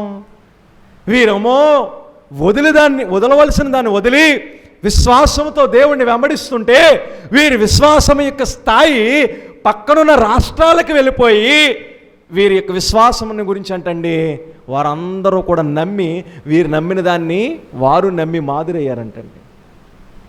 కనుక మనం ఆచారాలు పాటిస్తే మనం వారిలో కలిసిపోయిన వారు అవుతాం. ఆచారాలను వదిలి వాక్యమును బట్టి, సత్యమును బట్టి నిలబడగలిగితే మనం మాదిరి అవుతాం. విశ్వాసము పనిచేసేలా ఉండాలి, విశ్వాసము క్రియలు కలిగిన దానిలా ఉండాలి. విశ్వాసం విషయంలో వీరు వదలవలసిన దాన్ని వదిలి అనేకులకి ఏమయ్యారంటండి? మాదిరయ్యారంట. మొదటి పని. రెండో పని ఏం చేశారంటే ఆ విశ్వాసంలో సాగుతున్నప్పుడు అనేక రీతిలుగా ప్రయాసపడవలసి వచ్చిందంటండి. ఆ పని చేస్తున్నప్పుడు ఏమైవలసి వచ్చిందంటండి? అనేక రీతిలుగా ప్రయాసపడవలసి వచ్చింది. ప్రయాసపడవలసింది కదా అని ఆగిపోలేదంటే ఎందుకు తెలుసా? వీరు దేవుణ్ణి ప్రేమిస్తున్నారు కనుక దేవుని కోసం ప్రయాసపడడానికి కూడా వీరు ఏం చేస్తున్నారంటండి? ఈ డాష్ పూర్తి చేద్దాం. దేవుణ్ణి ప్రేమిస్తున్నారు కనుక దేవుని కోసం ప్రయాసపడడానికి కూడా డాష్ చేస్తున్నారంటే ఏం చేస్తున్నారండి? ఇష్టపడుతున్నారు. ప్రేమ ఉన్న చోట ఏముంటుందండి? ఇష్టం ఉన్న చోట ఎంత ప్రయాస అయినా సరే స్వల్పంగా ఉంటుందా, కష్టంగా ఉంటుందా? ఏమండి? ఎందుకని? ఇష్టం గనక, అది ప్రేమ గనక. ప్రేమతో చేసేది ప్రయాసగా భావించం. విశ్వాసంతో పనిచేశారు, ప్రేమతో ప్రయాసపడుతున్నారు. ప్రేమతో ప్రయాసపడుతున్నారు. విశ్వాసంతో ఏం పని చేశారు? వదలవలసిన దాన్ని వదిలేశారు. ప్రేమతో ప్రయాసపడుతున్నారు. ఏం ప్రయాసపడ్డారంట అంటే దాని కింద ఆన్సర్ 9వ వచనంలో ఏం చెప్తాడంటే, ఆయన విగ్రహములను విడిచిపెట్టి జీవము గలవాడును సత్యవంతుడునగు దేవునికు దాసులగుటకు. ఎవరికంటండి? దేవునికి దాసులు అవడానికంటండి. ఒకప్పుడు వీరు పాపానికి దాసులు, ఇప్పుడు దేనికి దాసులు అయిపోయారంటే దేవునికి దాసులు. ఏ దేవుడైనా జీవము కలిగిన దేవుడు, సత్యము కలిగిన దేవుడు, మనం నమ్మే దేవుడు ఏదో మూల నుండి ఏ స్పందన లేకుండా ఎప్పుడెప్పుడో వీలుంటే స్పందించేవాడు కాదు. ఆయనలో జీవం ఉంది. జీవము కలిగిన దేవుడు. ఎప్పుడు జీవం ఉన్నది? అప్పుడప్పుడు ఉన్నదా? ఎల్లప్పుడూ ఉన్నది. సత్యవంతుడైన జీవము కలిగిన దేవుని కంటండి వీరు దాసులు అయిపోయారంటండి. ఈ దాసులు అనే పదం మన భాషలో అసలు తెలియదు. దాసుడు అనగా అర్థం ఏమిటనంటే వాళ్ళకి ఏ రైట్స్ ఉండవు అనమాట అండి, ఏ హక్కులు ఉండవు. ఇప్పుడు మనకు ఉందనుకోండి, నా హక్కు నేను వెళ్తాను రోడ్డు మీద, నువ్వెవడో అనడానికి ఉంటుంది. దాసులకి ఏ రైట్స్ ఉండో, ఏ వాల్యూ ఉండదో, ఏ ఇంపార్టెంట్ ఉండదో. వారు చేయవలసింది ఎల్లప్పుడూ పని చేయడమే ఇంకా వాళ్ళ పని. కానీ పని చేసిన దానికైనా ప్రతిఫలం ఉంటుందంటే ఉండనే ఉండదు. ఎందుకంటే పూర్వము ఈ యొక్క దాసరిక వ్యవస్థ ఉండేది. మనం ఎవరి దగ్గరికైనా వెళ్ళి డబ్బులు ఏదైనా తీసుకుంటే దానిని మళ్ళీ తిరిగి చెల్లించలేకపోతే వారి పిల్లల్ని ఏం చేసేవారంటే దాసులుగా మార్చేసేవారు. ఎప్పుడు వరకు? చచ్చే వరకు దాసులే, ఇంకా చనిపోయే వరకు దాసులుగా ఉండడమే. ఈ దాసుడికి ఉండే గుణం ఏంటంటే ఇది నేను చేస్తాను, ఈ టైంలోనే నేను వస్తాను అనడానికి లేదు. ఎప్పుడు పని చెప్పినా చేయాల్సిందే.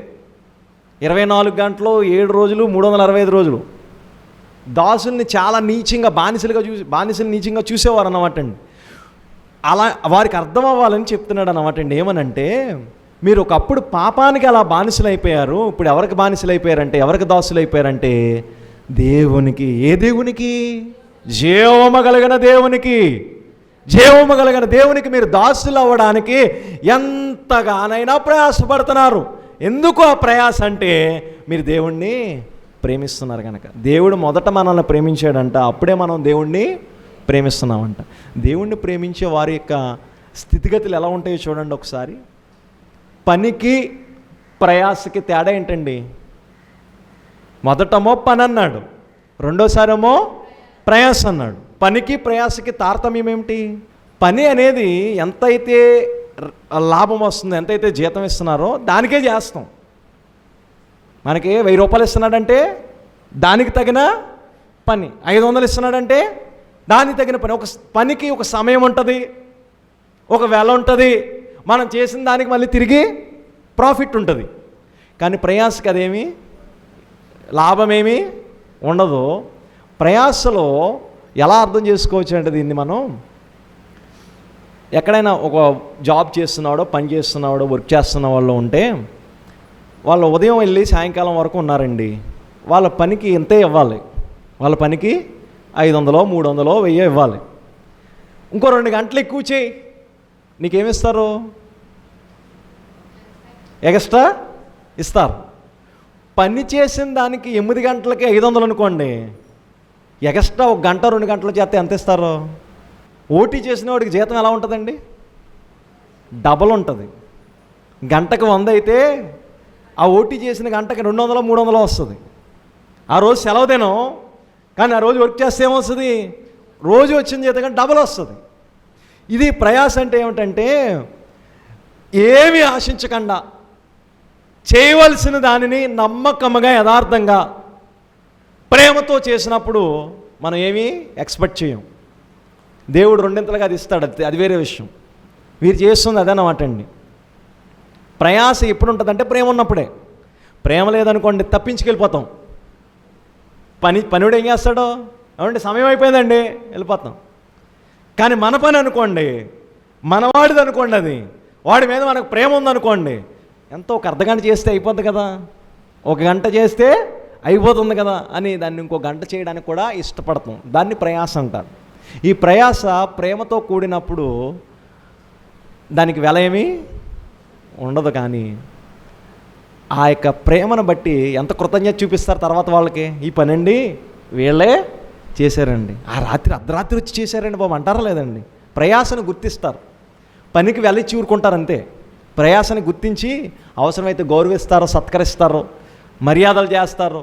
ఏమండి ఇంత ప్రయాసపడ్డావు కదా, ఈ ప్రతిఫలం తీసుకొని అడగకుండానే ఇస్తారు. కనుక వీరు అది చేస్తున్నారన్నమాట అండి. ఎందుకు అంత ప్రయాసపడుతున్నారంటే వారి జీవితాల్లో జీవము కలిగిన దేవునికి దాసులుగా ఎందుకు మారిపోతున్నారంటే వారికి దేవుడు అంటే ప్రేమ ఉంది కనుక. రెండే విషయాలు చెప్పుకున్నాం మనం. వీళ్ళకి ఏమీ చెప్పవలసిన అవసరం లేకపోవడానికి కారణం మొదటిది ఏమిటంటండి, విశ్వాసముతో ఏం చేస్తున్నారంటండి, పని చేస్తున్నారంట. ప్రతి విశ్వాసికి ఉండవలసిన లక్షణం విశ్వాసం. రెండోది ఏముండాలంట, ప్రేమ. ఇది వీరిలో కనపడుతుంది. ప్రేమ ఉంది కనుక ఎంత ప్రయాసపడడానికైనా ఇష్టపడుతున్నారంటే, ఎంత ప్రయాసపడుతున్నారయ్యా అంటే జీవము కలిగిన దేవునికి దాసులుగా మారిపోయేంత. ఎవరో దాసులుగా ఉండడానికి ఇష్టపడరు, యజమానులుగా ఉండడానికి ఇష్టపడతారు, అధికారులుగా ఉండడానికి ఇష్టపడతారు, ప్రధానులుగా ఉండడానికి ఇష్టపడతారు. ఆఖరికి యేసుక్రీస్తు ప్రభువారు శిష్యులు కూడా నేను ప్రధానం అనుకున్నారా లేదండి. యేసుక్రీస్తు ప్రభువారు ఏమన్నాడప్పుడు, అయ్యా బాబు ప్రధానిగా ఉండవలసిన వాడు, ముఖ్యుడిగా ఉండవలసిన వాడు చివరివాడుగా ఉండండి. ఈ లోకంలో ఉండే ఇక స్థితిగతులు ఏంటంటే నేనే కనబడాలి, నేనే ఉండాలి ముందు. కానీ అంటే వీళ్ళ దాసులుగా మారిపడిపోయి దేవుని కోసం ప్రయాసపడడానికి ప్రేమతో ఏం చేస్తున్నారంటే పని చేస్తున్నారంటండి. రెండు చెప్పానండి. ఎన్ని చెప్పానండి? విశ్వాసులకి ఉండవలసిన లక్షణములు, విశ్వాసంలో వృద్ధి చెందుతున్నాం అనే లక్షణములకు కారణం ఏమిటంటే, మొదటిది విశ్వాసం ఉంటే పని చేస్తాం. దేవునికి వ్యతిరేకమైంది ఏదైనా సరే వదులుకోవడానికి ఇష్టపడతాం. రెండోది ప్రేమతో ఏం చేస్తాం, ప్రయాసపడతాం. ఏమిటి ప్రయాస అంటే, బాగా వర్షం వచ్చేస్తుందండి, ఏం చేస్తాం మనం, ఈ రోజుకి ఆగుదాంలే అండి. ప్రయాసపడటానికే ఇష్టపడం. ఎందుకు మళ్ళీ మొక్క వచ్చేస్తాం కదా, తడిస్తే పొరపాటుని తడిసి 4 చుక్కలాడితే ఎక్కడ మొక్క వచ్చేస్తాం. ఉద్యోగానికైతే మాత్రం తడుచుకుంటానే వెళ్ళిపోతాం. కానీ ప్రార్థనా సన్నిధికి రావాలంటే వర్షం వచ్చేస్తుందనండి, ఈరోజు లేటుగా వచ్చామండి అంటే కారణం పాస్టర్ గారు అడగముందే చెప్పేస్తాం. ఎందుకని, ఎక్కడ అడుగుతారని. ఇదే షాక్ అక్కడ చెప్పగలవా? ఉద్యోగస్తుడి దగ్గర, చేసుకునే ఉద్యోగం దగ్గర కానీ, వెళ్ళే చోట కానీ, మీ పిల్లల్ని డైలీ స్కూల్కి పంపుతావు కదా అందరినీ. వర్షం వచ్చేస్తుందనండి, అరగంట లేటుగా పంపుతానండి, ఎందుకు లోపలికి ఎలా చేయో, ఫీజు కడుతున్నాను కదా అంటావా? దేవుడి దగ్గరికి వచ్చేసరికి అన్నీ అడ్లే. ఏమండి, వర్షం అడ్డు, ఎండ అడ్డు, ఇంకా చెప్పాలంటే ఇంకా ప్రతిదీ ఆటంకాలే. కారణాలు చెప్పేవాడు. ప్రయాసపడుతున్నాం. ప్రయాస ఎలా ఉంటుందో తెలుసా? నీ ప్రార్థన 9:30కి అనుకోండి, 9 గంటలకే వస్తాం. 9 గంటలకు రావాలంటే ఎన్నింటికి లేవాలి? ప్రతిరోజు 7ంటికి లెగుస్తున్నావు అనుకో, అవసరమైతే 6ంటికే లెగుస్తావు. ఆ గంట ప్రయాసపడడానికి ఇష్టపడతాం. ఎందుకంటే దేవుణ్ణి ప్రేమిస్తున్నావు కనుక. దేవుణ్ణి ప్రేమించేవారు ప్రయాసపడడానికి ఇష్టపడతారు. దేవుణ్ణి ప్రేమించలేని వారు దేవుని కోసం ప్రయాసపడడానికి ఏమాత్రమో ఇష్టపడరు. కనుక వీరు ప్రయాసపడుతున్నారంటే దేనికోసమో తెలుసా? జీవము కలిగిన దేవునికి దాసులు అవ్వడానికి. అంటే తమలో ఉన్న అహాన్ని, తమలో ఉన్న అతిశయాన్ని, తమలో ఉన్న గర్వాన్ని, తమలో ఉన్న అజ్ఞానముతో కూడినవన్నీ వదులుకుని దేవునికి మేము ఎలా అయిపోవాలి? దాసులైపోవాలి. దేవుడు ఏది చెప్తే అది చేయాలి. దేవుని వాక్యం ఏది చెప్తే అది మేము చేయాలి. దేవుని వాక్యం మాకు ఏది నేర్పిస్తే అది మేము నేర్చుకోవాలి. దేవుని వాక్యం ఏది నేర్పిస్తే మేము దానిని పాటించాలి. ఇది దాసులు అవడం అంటే. దాసులు యజమానులకి మళ్ళీ సాకులు చెప్పడానికి కూడా అవకాశం ఉండదు. నేటి దినాల్లో అలాంటి వ్యవస్థ లేదు కనుక మనకు ఆ విషయం తెలియట్లేదు. కనుక జీవము కలిగిన దేవునికి దాసులైపోయినప్పుడు ప్రేమతో ఏం చేస్తామంటండి? నోరున్న వాళ్ళు మాత్రం చెప్దాం. జీవము కలిగిన దేవునికి దాసులు అవ్వాలంటే ప్రేమతో ఏం చేస్తామండి? నేను ఎందుకు చెప్పిస్తున్నానంటే ఆలోచన చేస్తారో, కొంచెం లోపలికి చేర్చుకుంటారు, దానిని నెమరు వేసుకుంటారు. దివారాత్రులు దేవుని వాక్యాన్ని నేను ప్రజెంట్ చేసి వెళ్ళిపోయాను అనుకోండి, చాలా అద్భుతంగా ఉండొచ్చాము. కానీ మీ హృదయాల్లో అది నాటబడకపోతే, అది ధ్యానించకపోతే, ఫలించకపోతే ఏ ఉపయోగము ఉండదు. వాక్యాలు ఈ దినాల్లో వచ్చి ఏదో కూర్చుని విని వెళ్ళిపోవడానికి కాదు, దానిని మనం క్రియలలో కనపరుస్తున్నాం. లేదా తెస్సలోనిక సంఘమునకు 3 వారాలు చెప్తే వారి విశ్వాసం అంటండి పనితో కూడిందంటండి, వారి ప్రేమ అంటండి ప్రయాసపడేలా చేసిందంటండి. మన విశ్వాస ప్రమాణాలు ఆ రీతిగా ఉంటున్నాయా? మూడోది వారి గురించి ఏం చెప్తున్నాడంటే నిరీక్షణతో కూడిన ఓర్పు. నిరీక్షణ దేనికోసం? మొదటిసారి మెస్సయ్య వచ్చినప్పుడు శ్రమలబడి, హింసింపబడి, చంపబడి తిరిగి లేవడం జరుగుతుంది. ఆయనైనా ఎలా అయితే తిరిగి లేచి వెళ్ళాడో ఆయన మరలా రాబోతున్నాడంటే, వీరంటండి ఈ శ్రమలన్నిటి విషయాలలో మరలా మెస్సయ్య వస్తాడో, ఈ శ్రమలన్నీ తప్పిస్తాడో అని అంటండి దేవుని కోసం ఎదురు చూస్తున్నాడంట. ఈ శ్రమల వారిని కృంగదీయట్లేదంట, ఈ యొక్క ప్రయాస వారిని ఆగిపోయేలా చేయట్లేదంట, వీరి పని అలసిపోయేలా చేయట్లేదంట. మా కోసం మరలా ఎవరు వస్తారు? మెస్సయ్య అయిన యేసుక్రీస్తు ప్రభువారు వస్తారు. దానికోసం వీరు ఏం చేస్తున్నారు? ఎదురు చూస్తున్నారు. ఎదురు చూపులో ఏముండాలి? ఓపిక ఉండాలి. ఓపిక ఎక్కడ ఉంటుందండి దినాల్లోనూ? ఇంత ముద్దొండుకోవడానికి ఓపిక లేకండి అలా పడున్నానండి అంటుంది ఒక ఆవిడ. అమ్మా ఇంత ప్రార్థన చేయడానికి ఓపిక తెచ్చుకోమ్మా, దేవుడు అప్పుడు అంత ముద్దిస్తాడన్నాను నేను. ఇంత ముద్దొండుకోవడానికి ఓపిక లేదంట, అందుకని ఇంత ప్రార్థన చేయమ్మా అంత ఓపిక ఇస్తాడన్నాను నేను. కనుక ఓర్పు, సహనము విశ్వాసులకి ఖచ్చితంగా ఉండవలసింది. నేడు దినాలలో లేనిదే అది. చూడండి, యాకోబు గ్రంథకర్త ఓర్పు గురించి చెప్తూ ఏం చెప్తాడంటే, అది ఒకసారి జస్ట్ మనం చూద్దాం. ఓర్పు గురించి వచ్చింది కనుక 1వ అధ్యాయము 2వ వచనము, నా సహోదరులారా, మీ విశ్వాసమునకు కలిగే పరీక్ష ఓర్పును పుట్టించినని ఎరిగి మీరు నానా విధమైన శోధనలో పడినప్పుడు అది మహా ఆనందముగా ఎంచుకునిడి. మీరు సంపూర్ణులను అనునాంగులను ఏ విషయంలోనైనాను కదువు లేని వారినై ఉండినట్లు ఓర్పు తన క్రియను కొనసాగింపనీయడి. విశ్వాసమునకు పరీక్ష ఏంటంటండి? ఓర్పు పట్టడమే. ఏమండి, ఎన్నిసార్లు ఓర్చుకోవాలండి? ఎన్ని మాట్లాడినారండి నన్ను? నేను చేసిన దాన్ని ఎంతైనా పడతానండి, చెయ్యిన దాన్ని నన్ను అంటేనండి మనిషికి వచ్చినట్టు ఏమొచ్చేస్తుంది అంటేనండి అనకూడదంటండి. ఎన్నిసార్లు అయినా సరే ఓర్చుకునే గుణం ఉండాలంటే, యేసుక్రీస్తు ప్రభువారిని సిలువ మీదకి వెళ్ళే సమయంలో హింసించారు, కొట్టారు, అయినా కూడా ఆయన మాట్లాడట్లేదని దూషించారు. ఎక్కడైనా ఆయన ఓర్పుని తప్పినట్టు మనం చూస్తున్నామా? ఓర్పుని విడిచినట్టు మనం చూస్తున్నామా? మనలో కూడా అదే కనపడాలంటండి. ఎందుకంటే ఈ తెస్సలోనిక సంఘస్థులు క్రీస్తుని పోలి నడుచుకున్నారంటండి. క్రీస్తుని పోలి నడుచుకునే వారికి చెప్పేదేమి ఏమండి, ఏదో మాట వరుసకి చెప్పలేదు. తిమోతి 1 సంవత్సరం అక్కడుండి వారిని దగ్గర నుంచి చూసినప్పుడు వారి యొక్క ఆత్మీయ జీవితం, వారి విశ్వాస జీవితం, వారి పనులు, వారి ప్రయాస, వారి దేవుడి కోసం ఎదురు చూడడం, దానికోసం ఓపిక పట్టి ఉండడం, వారి పరీక్షలలో నిలబడడం, క్రియలలో ఓర్పుని కనపరచడం, ఇవన్నీ పౌలు భక్తుడికి చెప్తే పౌలు భక్తుడు సంతోషంతో దేవుణ్ణి వెంబడించేవారు, దేవుణ్ణి అనుకరించేవాడు, దేవునిని ఆ యొక్క సేకరించేవారు.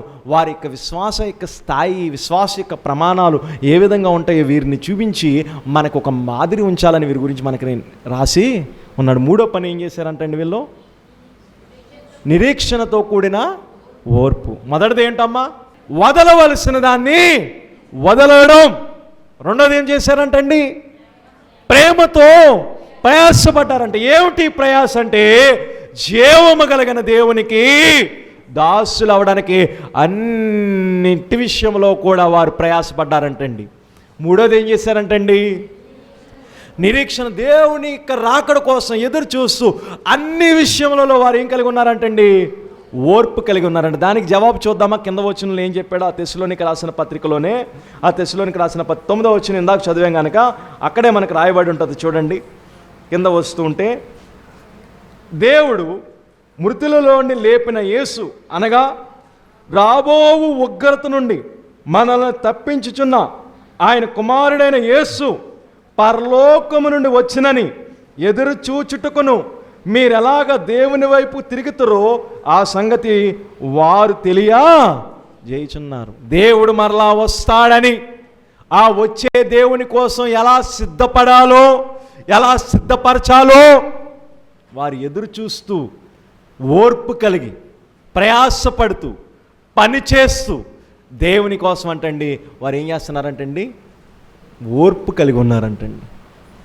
దేవుని యొక్క రాకడ కోసం మనందరం ఎదురు చూస్తున్నామా లేదండి? నీవు త్వరగా రమ్ము అని మనం అడుగుతూ ఉంటాం, పాట పాడుతూ ఉంటాం. ఎదురు చూస్తున్న మనకి ఏముండాలంటండి? ఓర్పు ఉండాలంటండి. ఎప్పుడో యేసుక్రీస్తు ప్రభువారు అప్పుడే చెప్పారు, ఇదిగో త్వరగా నేను రానే ఉన్నాను. 2000 సంవత్సరాలు అయిందండి, ఇంకా రాలేదు. ఇంకేం ఓపుకండి అనడానికి లేదు. ఓపికకి సమయం పెట్టాలి. సమయం ఉంటుందండి? ఈ సమయంలోనే ఓపిక ఉండాలని ఉంటుందా? ఓర్పుకి సమయము ఉండదు, కొలతలో ఉండవు, కొలతలు లేనిది కనుక ఈ ప్రజలందరూ అంట గుర్తుపెట్టుకోండి. అక్కడ ఒక మాట చెప్పాడు, ఆ మాట చదవండి జాగ్రత్తగా. దేవుడు మృతుల్లో నుండి లేపిన యేసు. ఎవరు లేచారు? యేసుక్రీస్తు ప్రభువారు మృతుల్లో లేచారు అనగా రాబోవు ఉగ్రతలో నుండి మనల్ని తప్పించుచున్న మనము ఓర్పు కలిగి ఉంటే ఏం తప్పించుకుంటామో తెలుసండి? దేవుని యొక్క ఉగ్రతను ఏం చేస్తామంట? తప్పించుకుంటామంట. దేవుణ్ణి ఎరగలేని వారికి, దేవుణ్ణి తెలుసుకోలేని వారికి దేవుని యొక్క ఉగ్రత వారి మీదకి వస్తూ ఉంటే ఓర్పు కలిగి దేవుని కోసం ఎదురు చూస్తాం మనం నేర్చుకుంటే దేవుడు పంపబోయే ఉగ్రత నుంచి మనం ఏమవుతామంటే తప్పింపబడతామంటండి. కనుక దీనికి ఏం అవసరం అంటండి అంటే ఓర్పు అవసరం అంట. ఈ ఓర్పే దేనికి సూచన అంటే పరీక్షకు సూచన అంటండి. దేనికంటండి? పరీక్ష ఎందుకు పెడతారండి? పరీక్ష ఎందుకు పెడతారు?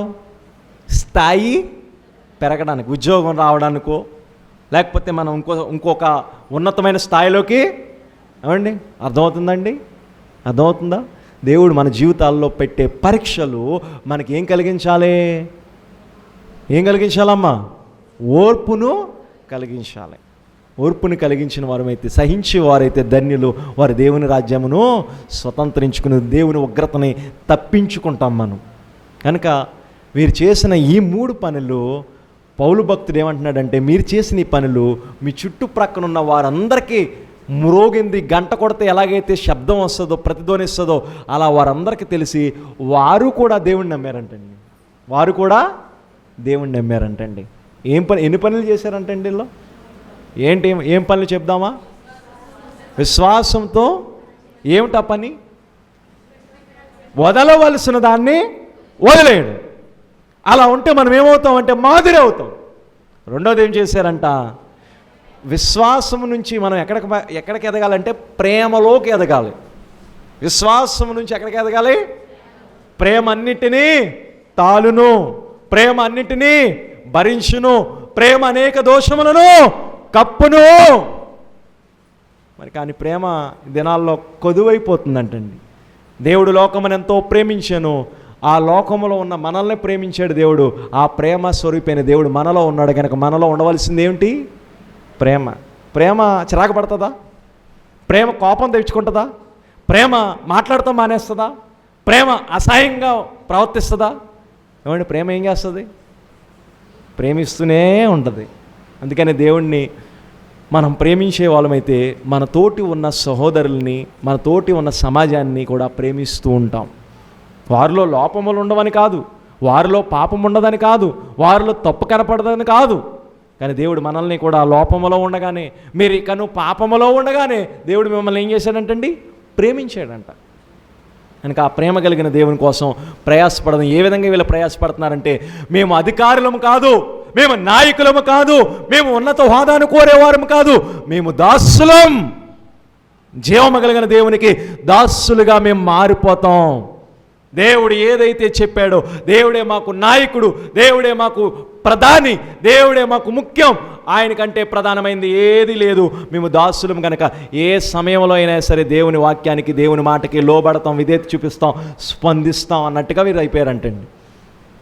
మూడోదిగా ఏం చేశారంటే, నిరీక్షణతో ఓర్పు కలిగి దేవుని యొక్క రాకడ కోసం ఏం చేస్తున్నారంటండి, ఎదురు చూస్తున్నారంటే. ఎదురుచూపు ఏం కలిగించింది వీళ్ళకి? లాభం ఏంటండి? ఓర్పుని కలిగించింది. అన్నిటికంటే ముఖ్యమైనది, దేవుడు ఉగ్రతను ఏం చేసిందండి, తప్పిస్తుంది. ఏమండి, ఉగ్రత చిన్న విషయం అనుకుంటున్నారా? అగ్ని ఆరని పురుగు చావని యొక్క అగ్ని గంధకాల్లో నిత్యము అక్కడ దేవుణ్ణి ఎరగని వారు ఏడుస్తూ ఉంటే, మనం దేవుని ఉగ్రత నుంచి అంటండి ఏమయ్యామంటండి, తప్పింపబడ్డామంట. కనుక అందుకనే మీకేం చెప్పవలసిన అవసరం లేదయ్యా, మీకేమీ మన విశ్వాస యొక్క జీవిత ప్రమాణాలు పెరుగుతూ విశ్వాసంలోను, ప్రేమలోను, నిరీక్షణలోను నిత్యము కొనసాగుతూ దేవుణ్ణి మహిమ తెచ్చే విధంగా మా యొక్క తెస్సలోనిక సంఘం ఎలా అయితే మాదిరయ్యిందో, నేటి దినాల్లో జీవిస్తున్న మనము కూడా అట్టి రీతిగా మాదిరయ్యే వ్యక్తులుగా ఉండునుగాక.